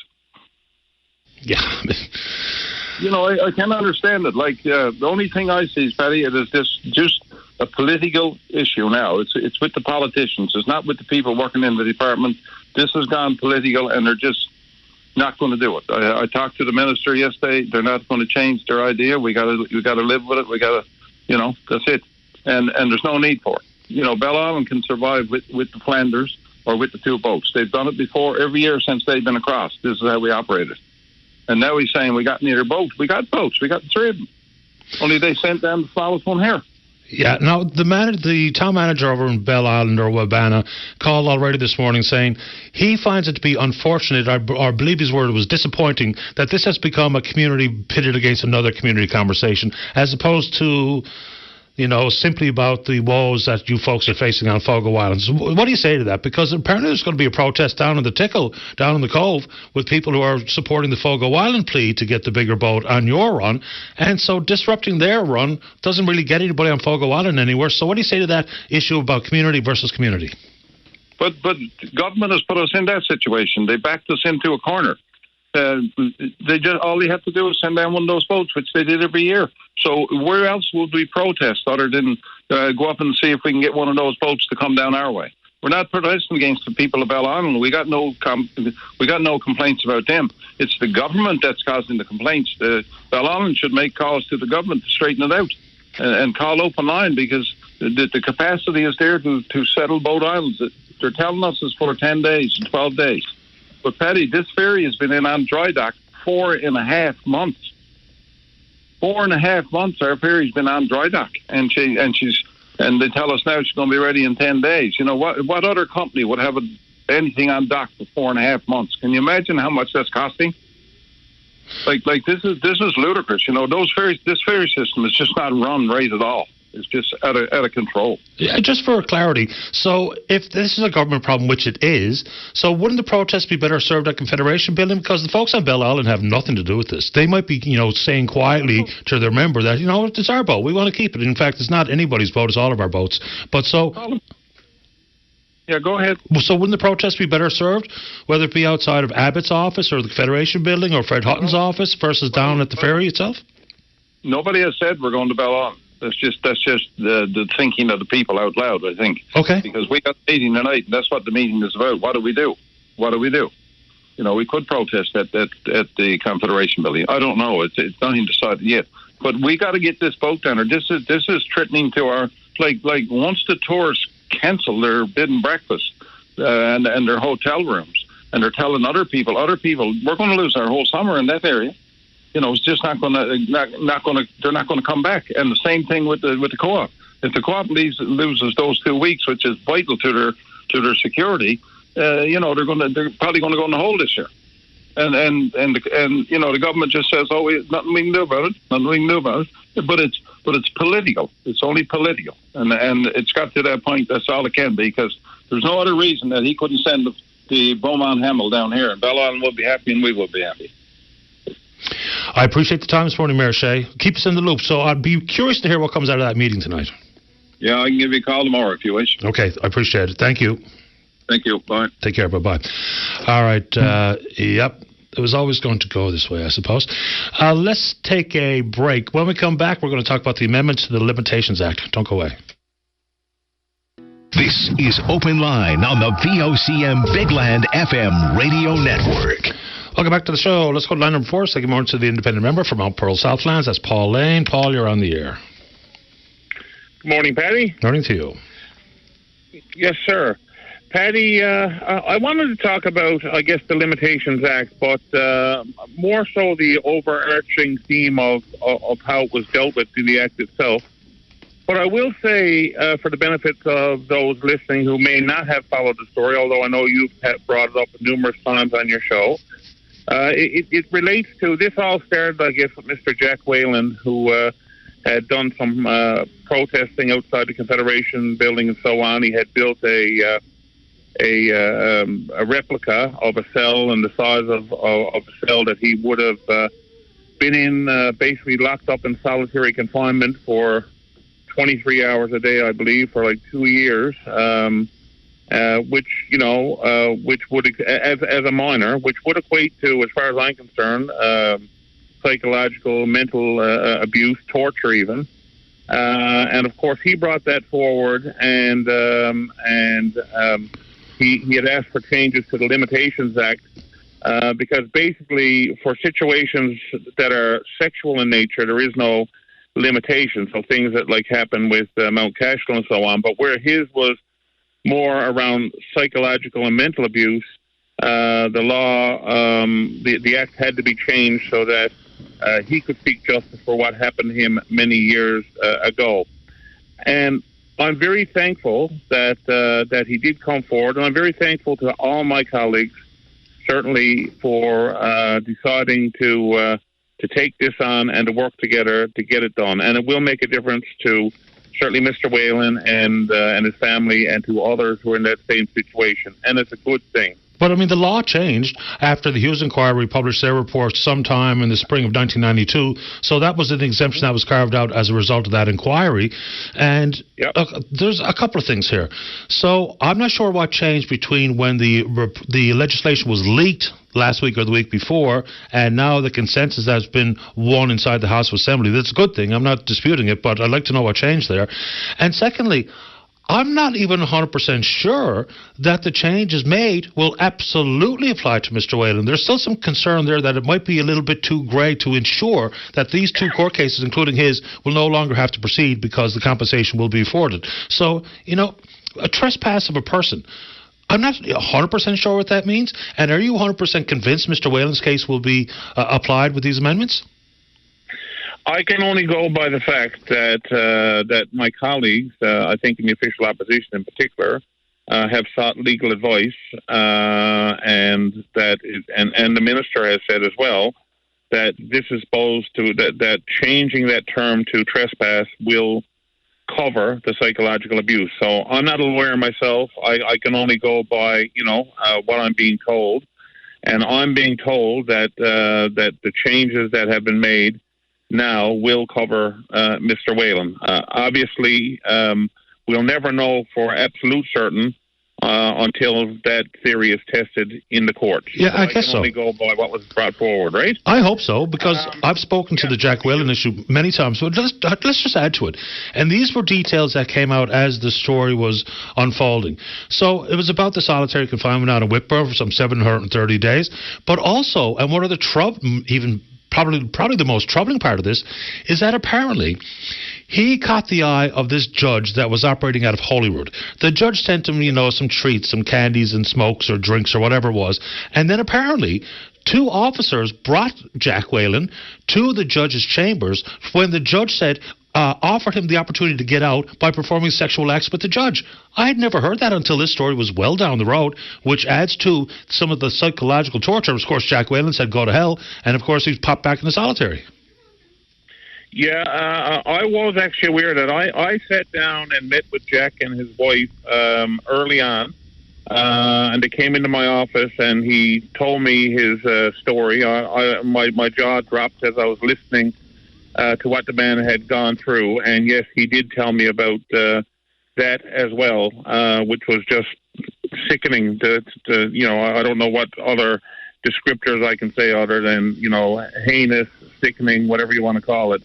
It was absolutely terrible, and the guy has gone through such a terrible ordeal, and so again, I'm hopeful that with the changes that with the legislation and with the subsequent amendments that have been made, I can only go by what I've been told, that from a legal point of view, that this will remedy that situation for him and others, which is a good thing.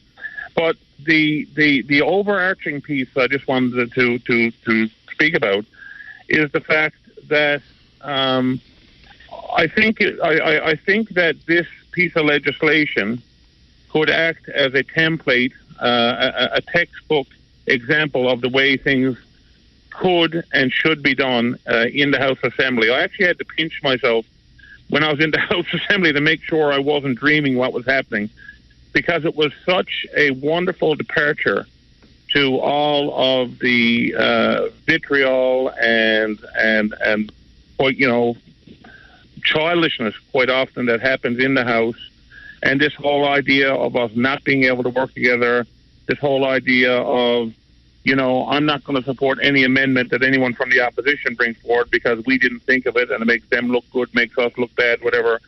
In this particular situation, we actually saw all members working together. Myself and Eddie Joyce had presented numerous petitions, as had Leela Evans and Helen Conway Ottenheimer.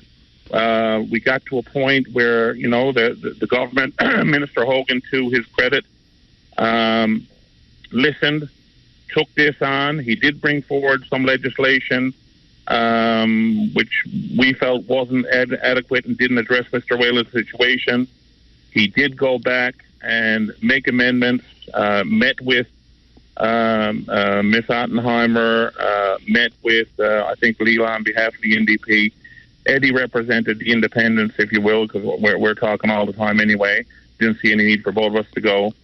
And had a meeting with the minister, with his staff, about the amendments and so on, and agreed to put them through. And at the end of the day, when the amendments were moved and so on, and the legislation was moved, was actually moved by the minister and seconded by the official opposition. And everybody agreed, and came to a consensus. Everybody complimented each other on a job well done. I think everybody felt proud that we were able to do something positive and work together. And that's what should be happening in the House Assembly on a regular basis when it comes to all important legislation. Sadly, that's not the case. But I think we should all learn from this one and try to apply that same concept of working together for the betterment of the people of Newfoundland and Labrador on a go-forward basis, because that's certainly what I hear from people all the time. That's what they want. They don't care if you're Liberal, PC, NDP, or Independent. They want 40 people that are there that are committed to doing what's best and what's right for the people and to work together to get it done. And that was a great example of it. A rare example, but a great example. Yeah, fair enough. And very quickly before I have to get to the news, so there was another bit of unanimity brought to bear in the House yesterday with the unanimous passing of the private member's resolution. I believe it's probably Pleadman Forcey's old resolution from last May that got voted down in 1916, but now unanimously passed to try to figure out Crown lands. It's good to see when there's consensus here because we know things have to change for the better for the electorate. How confident are you this is going to happen, though? Because last day of the sitting, come back in the fall, some things get derailed or kind of shelved or forgotten about over the summer. So what about the Crown lands issue? I'm going to be honest with you, Pat. I mean, I'm going to try to be optimistic and say that it will get done, the fall.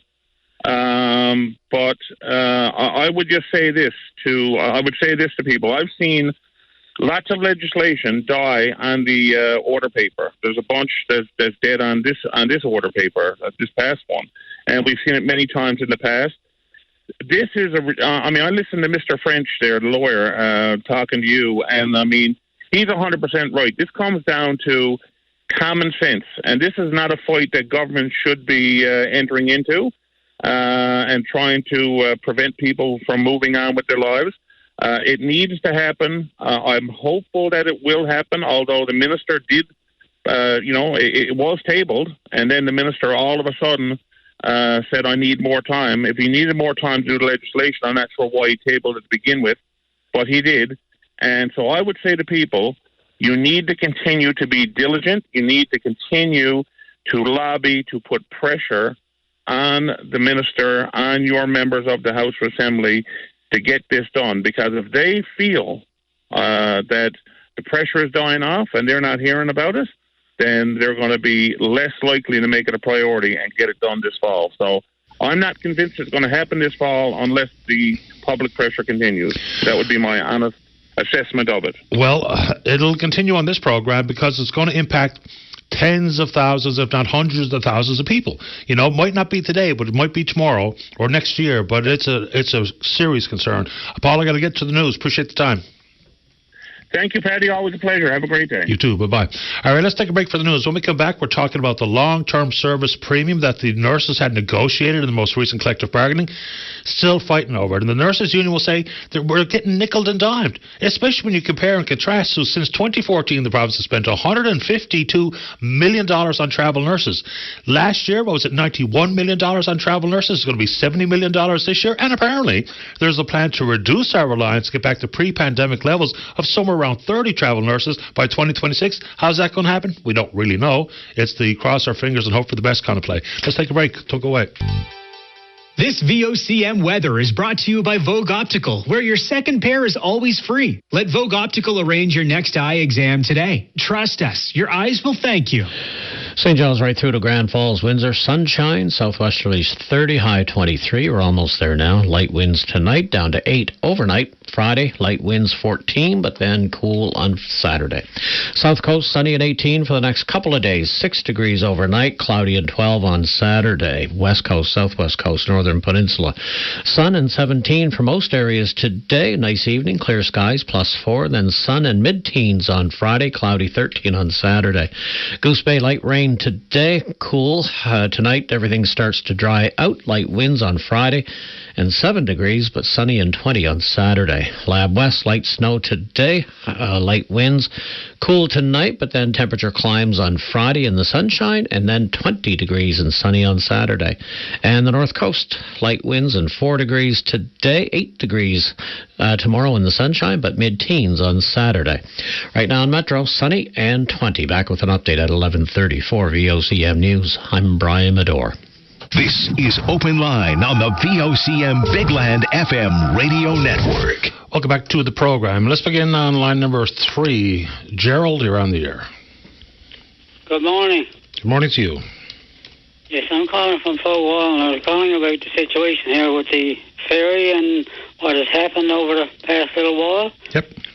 If we go back to the night before last, the Ashton appeared out of nowhere. It seemed to be like no one knew anything that she was coming, and the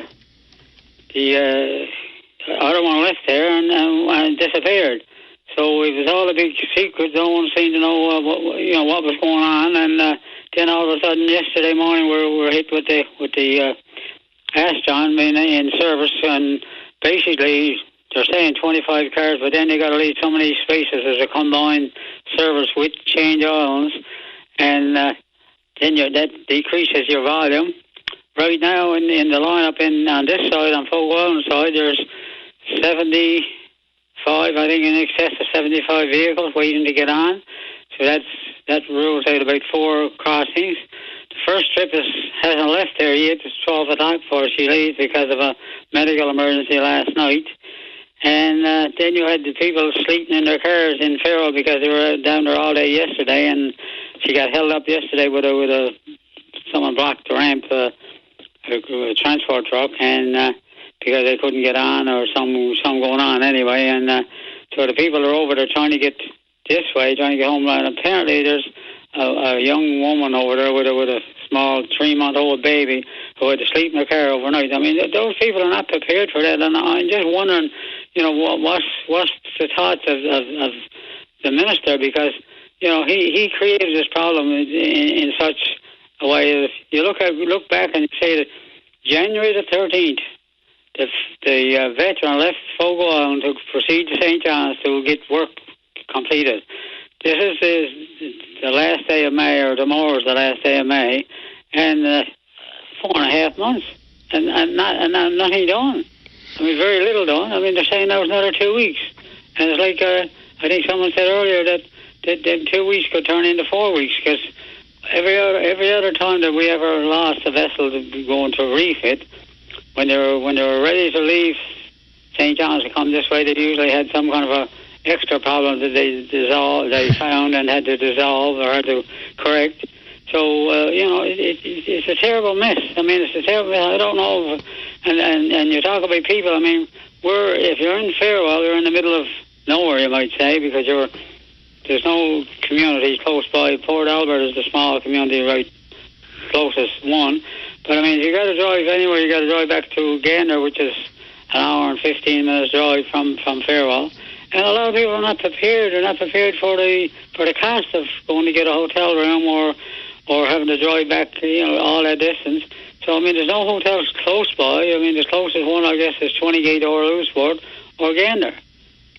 So it's a big mess that's created by government, because the plan. I mean, if you look at the offshore draggers, or those vessels that are fishing off in the banks, they're factory feeder trawlers. They come into St. John's for refits, and they got 2 weeks or 3 weeks or whatever the time is allocated for them to be done, and they're done and gone 8 to 10 hours again. I mean, it's unbelievable to say that our vessel, the veteran, has been in there all this period of time, and it looks like nothing being done.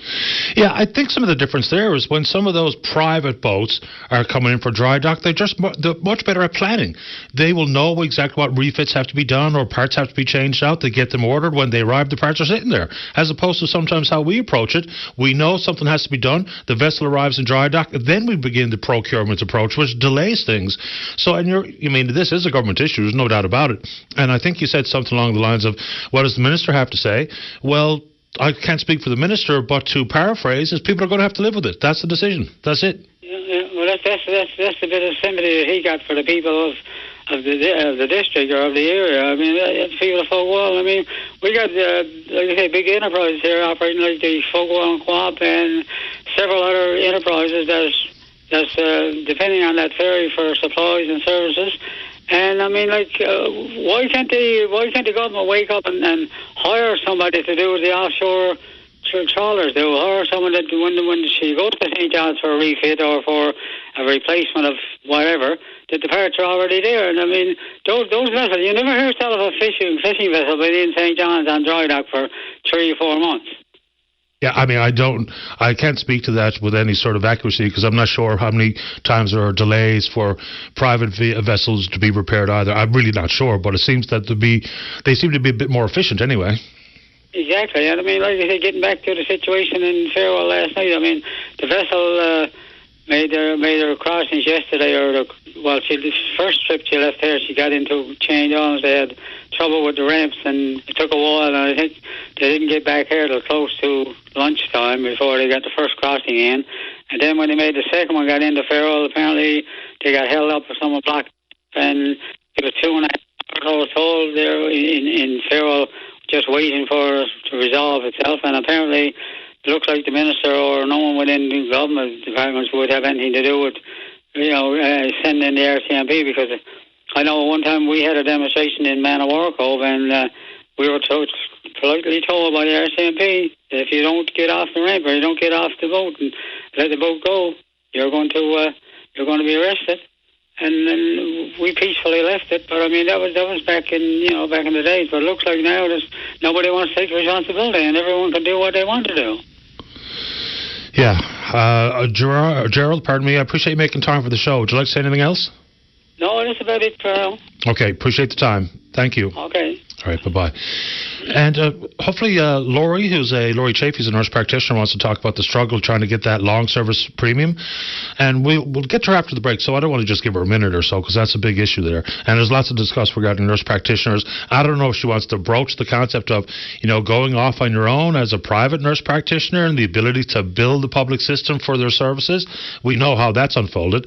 And, sometimes I've erroneously used the billing of MCP. That's not what they're proposing at all. It's much more like something akin to the blended capitation model that the doctors negotiated, but it's still the public being billed for services provided by nurse practitioners. But that issue, especially when you talk about the relationship working on the ward, shoulder to shoulder with the travel nurse who has full control over their schedule, gets paid way more than the registered nurse and or the nurse practitioner, and the reliance that we've had on them. And with the amount of money flowing out the door, we're flying around people's pets and buying them appliances and those types of things, which seems completely absurd.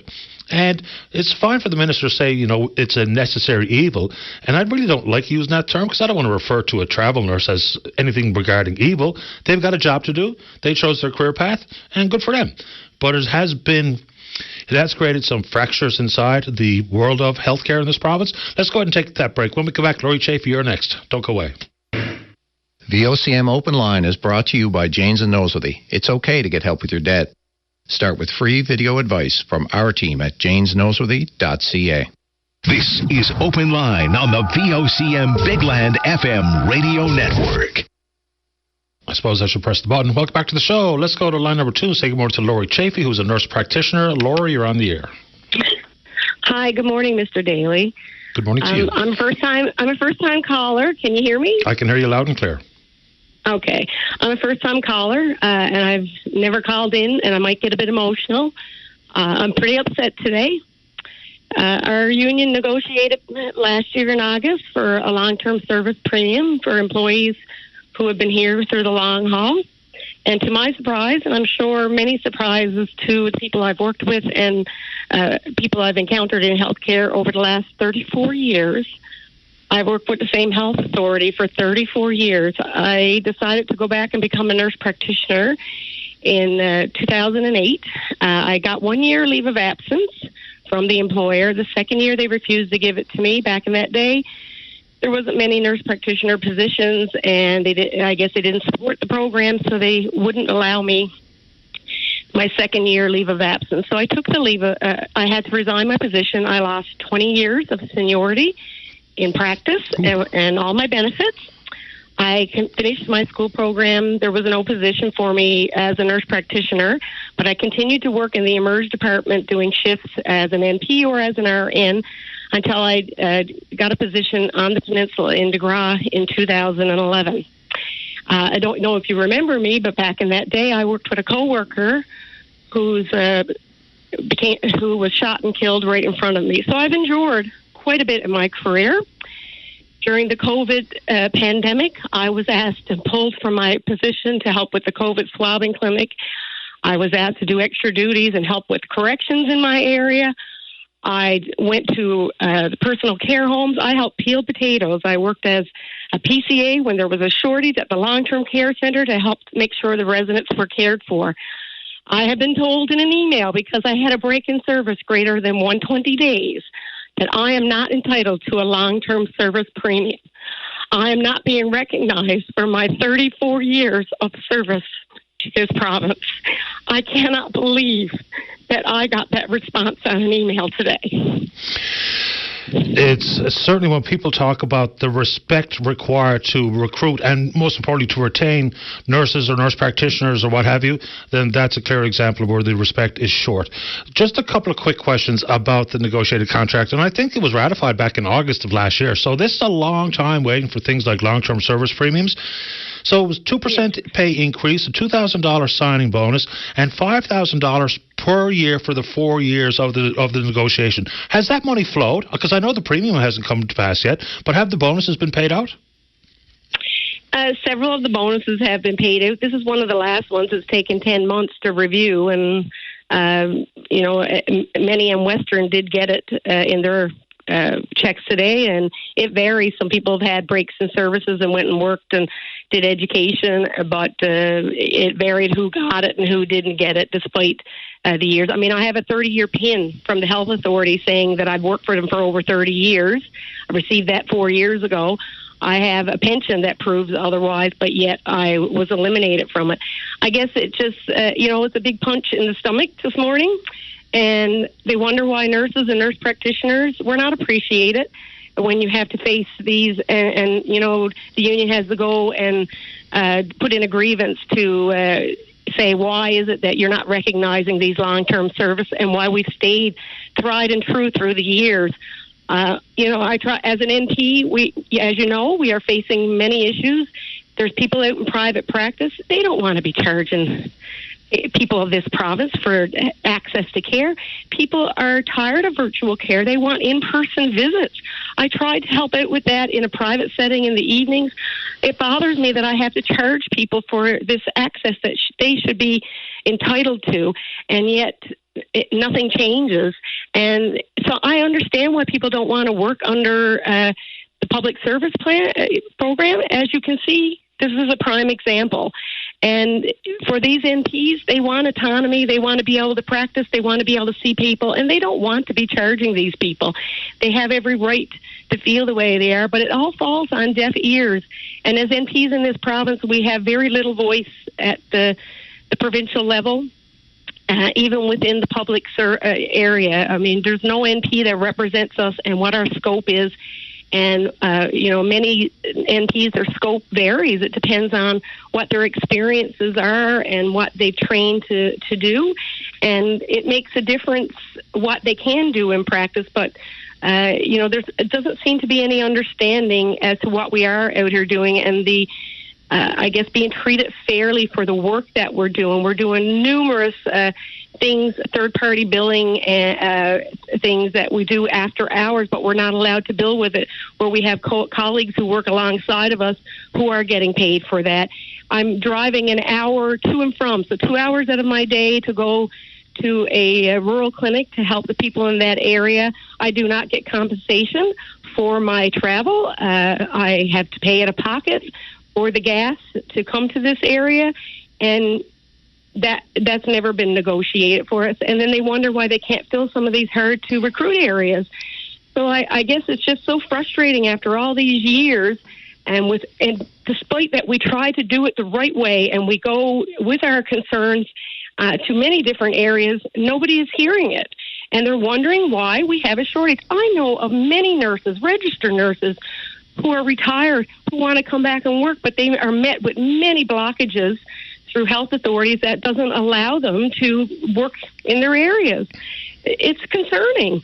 And this is why we're having issues. There are nurses out there who can work and can fill the gaps, but they're not being utilized.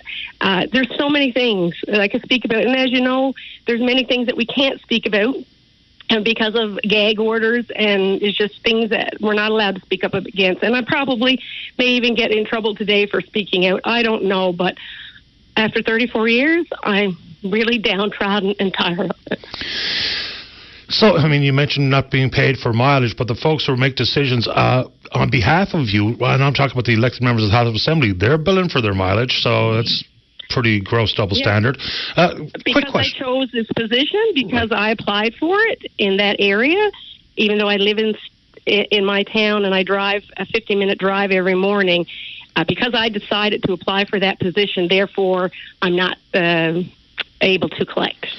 So when we talk about the ability for a private nurse practitioner to bill the government directly for services as opposed to ask their patients to come out of pocket, the worry I think that the government puts forward is that if that was available, then how many nurse practitioners currently working in the public system would do exactly that? They have more control of their schedule, have more control of their day and the numbers on their patient roster, and not working under the thumb, so to speak, of NL Health Services and or administrators in the hospital. So is that a distinct worry? Do you think that's what would happen if we were allowing NPs to bill the government directly, that we'd see a real rush out of the public system? I think there are NPs in the public system are quite happy to be where they are, and would stay in the system. But there's also that handful who are exactly as you said. They don't want to be under the thumb. They want autonomy. They want to practice. They want to see their patients. They don't want to have to bill them. They want to provide that extra access to patients of the province, and we are being blocked. I sat on the floor when Minister Haggie back in the day told me MPs will never get to bill MCP. He doesn't agree with MCP. We came up with a funding model. And he said it doesn't work. Since then, pharmacists are now allowed to see people for several ailments, and they're allowed to bill MCP. So why is it that our profession is being exempt from that? I question that, and everybody should question that. People should question, why do you have to pay to see an NP? Why are we not covered to see NPs in practice? An in-person visit that can do a good clinical assessment and can order up these tests for you and can get you into specialists. I work with wonderful physician colleagues. This is this is not about them. They are excellent. We need our physicians. We need more of our physicians. But the point of the matter is we're not being treated fairly as a profession in this province, and it's time for a change. There's many barriers. I do workers' comp forms the same as my colleagues. They can bill for that. And salary docs, I cannot. Where is the fairness in all this? It's the same work. Right. I suppose the difference between the pharmacist's expanded scope of practice and billing realities is that so many of them are already simply working in the private sector anyway. And so, consequently, we're not going to see a rush for people working for NL Health Services as pharmacists. They have no reason to leave. I think in contrast to the nurse practitioner conversation, but I get it. Doing work and not getting paid for it is not something I'm a fan of. It's something that I won't do. To be quite clear, I want to be compensated for what I do and the effort I put in and the amount of work I take on. And the same thing that you're saying, which just makes sense. And it's the epitome of fairness. Anything else you want to say, Laura, before we say goodbye and get to the newscast? No, I just wanted to say it's about the fairness, and I do a lot of work behind the scenes and in the evenings that I don't get paid for, and I never had a problem. But as this builds up and we continue to see the inequities, it just makes me so upset.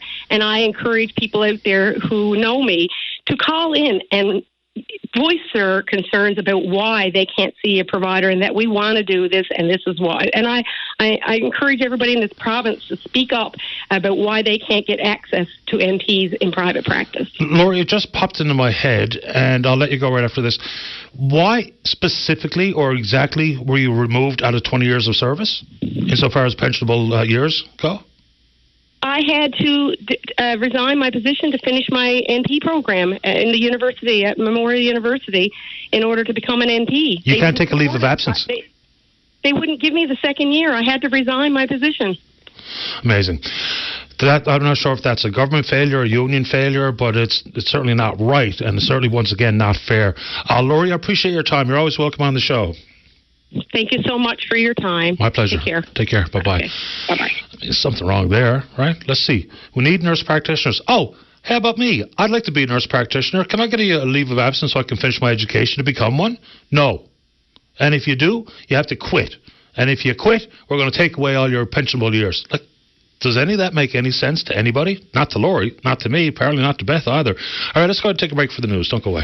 This is Open Line on the VOCM Bigland FM radio network. Welcome back to the program. Well, since January 27 of 1942, seafaring members of the military have been cozying up to the bar at the Crow's Nest Officers Club in downtown St. John's. Join us on line number one is the newly elected president of the Crow's Nest. That's Brian O'Connell. Good morning, Brian. You're on the air. Hi, Patty. Good morning. And thanks for the introduction. Thanks for reaching out this morning. Yeah, we did have our annual general meeting last evening, and I moved into the president's role. Dave Padden is our immediate past president now, and we have 15 members on our board that are entrusted with taking care of the Crow's Nest, which is certainly a significant piece of history in Newfoundland. As you know, in 1942, St. John's was the home port for the Newfoundland Escort Force. It was a handover point for the supply convoys. And the Crow's Nest, long before people talked about PTSD, it was a retreat for the remainder of the war where Allied naval and merchant officers could share their stories and relax and have home-cooked meals. Let's talk about the origins of the club, because it's really quite fascinating.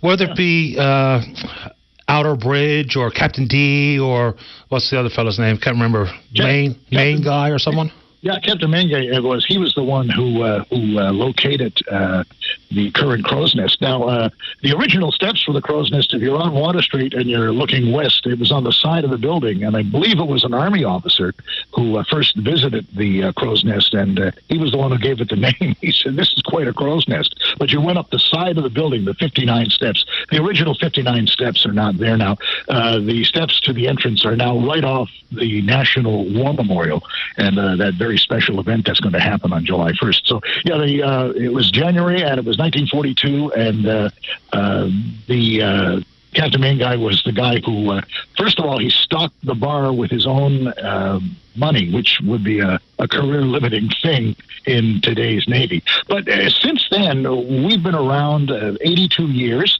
and after the war, the Crow's Nest closed, and it was a short period of time before members of the military in St. John said, "Look, we should reopen." And they did, and we carried on.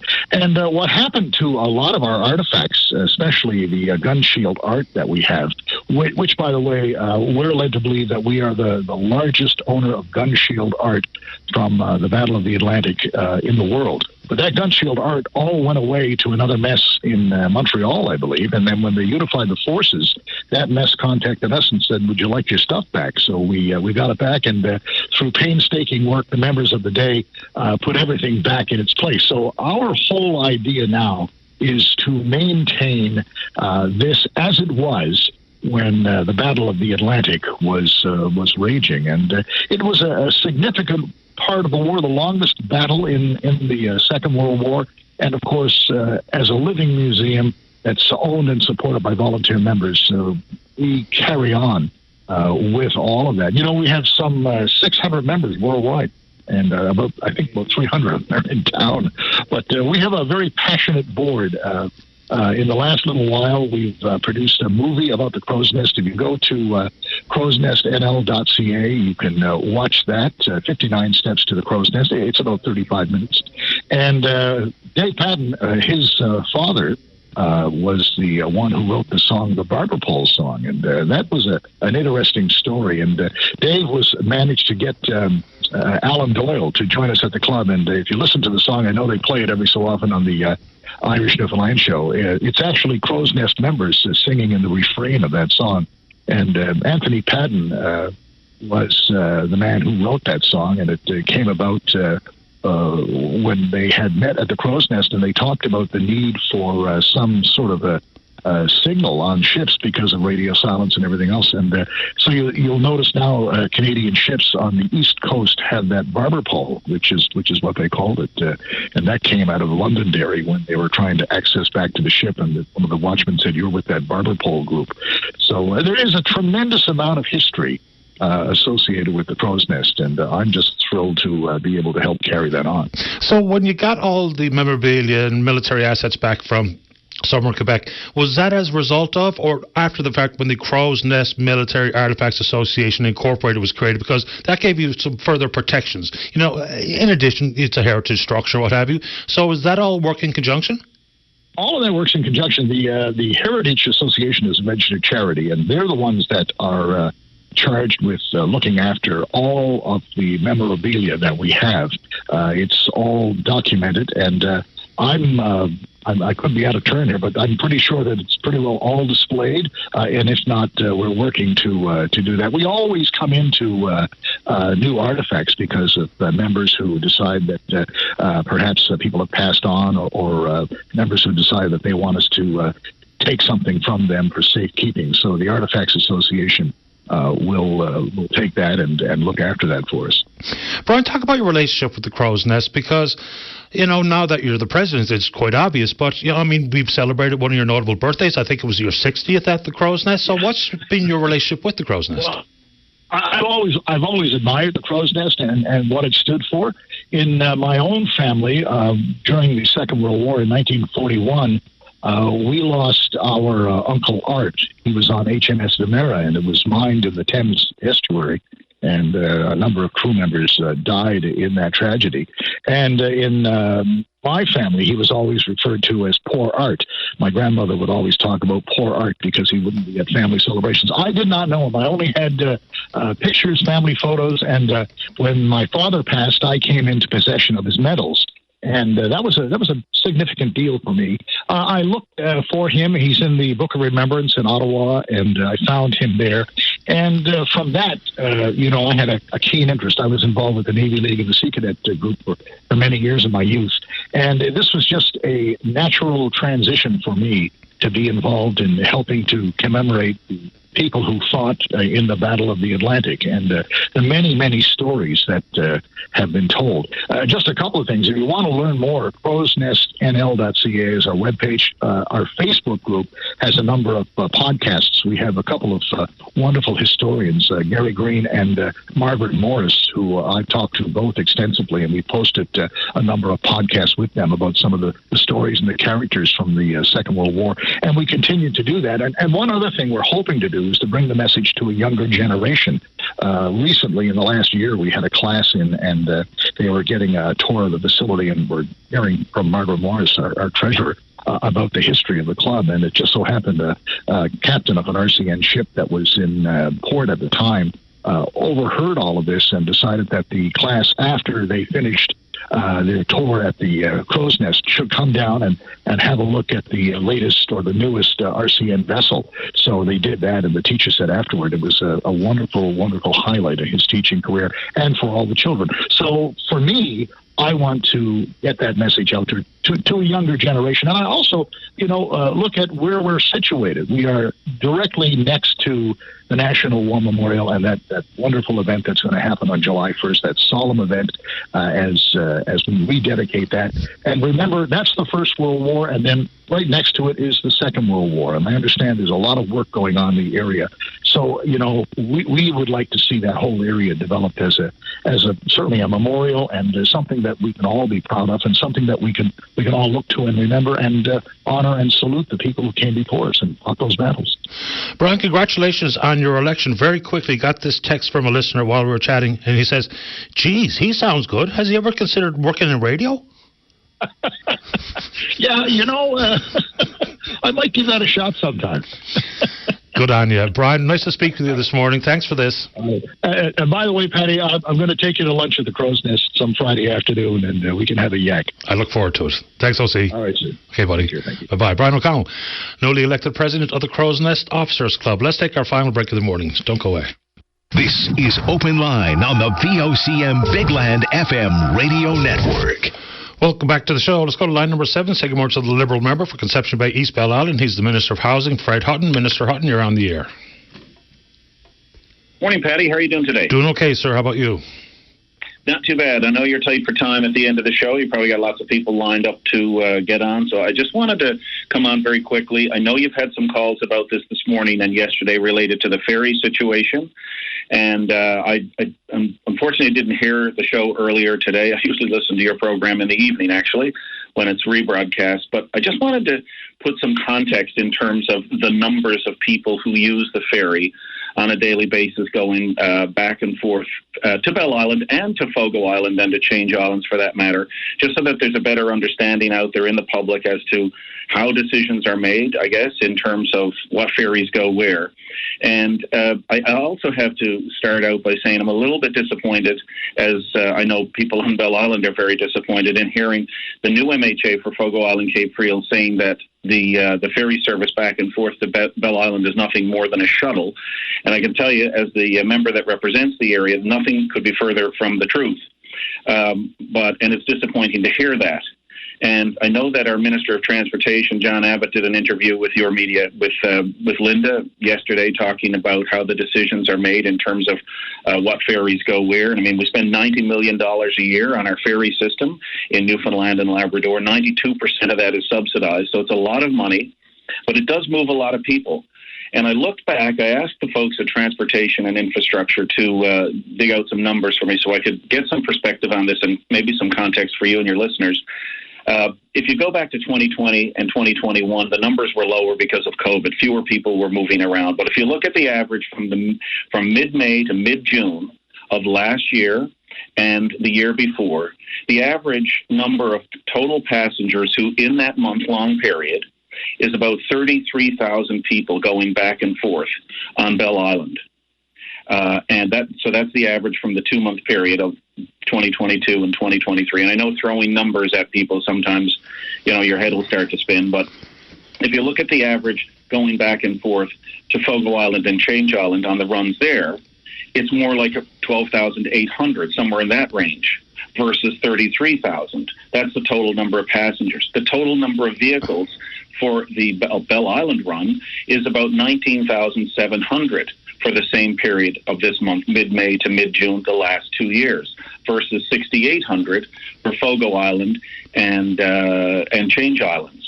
But the problem, Fred, pardon me, Minister, and the problem is not just those base numbers. They can be helpful as data points, but it's about these precise time of the year and the volume of commercial traffic. That's what makes it a different conversation, in my understanding.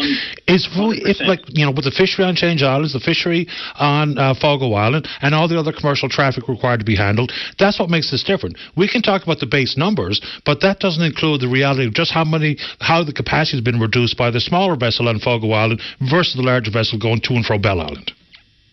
I couldn't agree with you more. And by the way, it is and always will be, Fred. Patty, you can call me that any day of the week. But that's the point I was getting to. The difference in the numbers, and if you look at them, and the data's there, anybody can go online, I'm sure, and get this information, or I'll just give it here, is the number of transport trucks that go back and forth during the same period of time, given the heightened activity in the lobster and crab fishery from Fogo. This is a crucial time. And as John said yesterday, John Abbott, Minister Abbott, this is the worst possible case scenario where we have the veteran is out and we've got the fire on the Flanders, and we're in the midst of this perfect storm, if you will, of where if one other ferry goes down, then we really have a problem. So the question is what is more important here in terms of moving? And there's about 400 people who commute back and forth every day to Bell Island for work, not just from Bell Island, but to. I've been on the ferry. The teachers go over every morning. Many of the teachers who teach at the two schools, there's 280 students in classes in the two schools over there, St. Michael's and St. Augustine's. The nurses go back and forth on a daily basis. The doctor who services the emergency room goes back and forth on a daily basis. There's 3 grocery stores on Bell Island. They have, roughly about 20,000 people through the tourism industry. And now, we're sort of creeping into that area now with the heightened, June, July, and August, the main sunny months, and if you will, for tourism. There is the shoulder season, but that's the real peak season. I mean, even in a 2-day period in July coming up, the mine has 600 people scheduled to come because there's a union conference taking place in St. John's. They all want to go over and check it out. So there's, they're going to be busing people back and forth. Obviously, there's not going to be the capacity for the cars for that many people. But, and I know that Fogo has a very bustling and crucial tourism season as well. But to hear somebody say that it's just a shuttle service, it's not. It's their vital lifeline. It is as important. And I think the disappointing thing here is that one member thinks that something is better than the other, and it's not. All the people who live on Fogo Island are just as equal and deserving of a ferry service as the folks who live on Fogo Island and Change Islands, and it's evident in the service that's provided. The unfortunate part about it is that we are in this situation where we've got the veteran, which is out again up for service. And look, it has to be said, we've had those two $50 million ferries for less than 10 years. The total cost of maintenance on them so far is approaching $22 million. $13.1 million of that is for the veteran. And that is not including the 5-month refit that it's going through right now, or the engines that have to be replaced on 9-year-old ferries that were bought less than 10 years ago. I mean, we're approaching now half of the cost of one of them, because they were $50 million each. And once you get through the cost of this current refit plus the engine replacement, that's going to be more millions and millions of dollars. So the ferries that we purchased for this are not great in the first place. I mean, they didn't even fit the dock, for goodness sake. So, I mean, but the main point I want to make here is to say that one island, the residents from one island deserve it better than others. And I fully see your point as well, that this is about trucking, because this is a crucial time for the fishery and the crab. In terms of moving people, the minister has said they're looking at air service in terms of trying to get people back and forth should there be a medical emergency. We're hoping that by June 10th, that is the date that the veteran is supposed to be back in service. We'll see. And the Labrador ferry that was on the Fogo run and was brought down here for the winter months is now in refit for a bit before it goes back on the North Coast. And we've got the Astron running back and forth on Fogo. Sorry, I know I'm throwing a lot of numbers out there and a lot of information. I've got to ask you a question, though. Set some context. Okay. And, the assertion is that Brian Ware was still the member out there and David Braz was still the member for Conception Bay East Belle Isle, we wouldn't be having this conversation. I've seen you speak to that, so I just want to move on.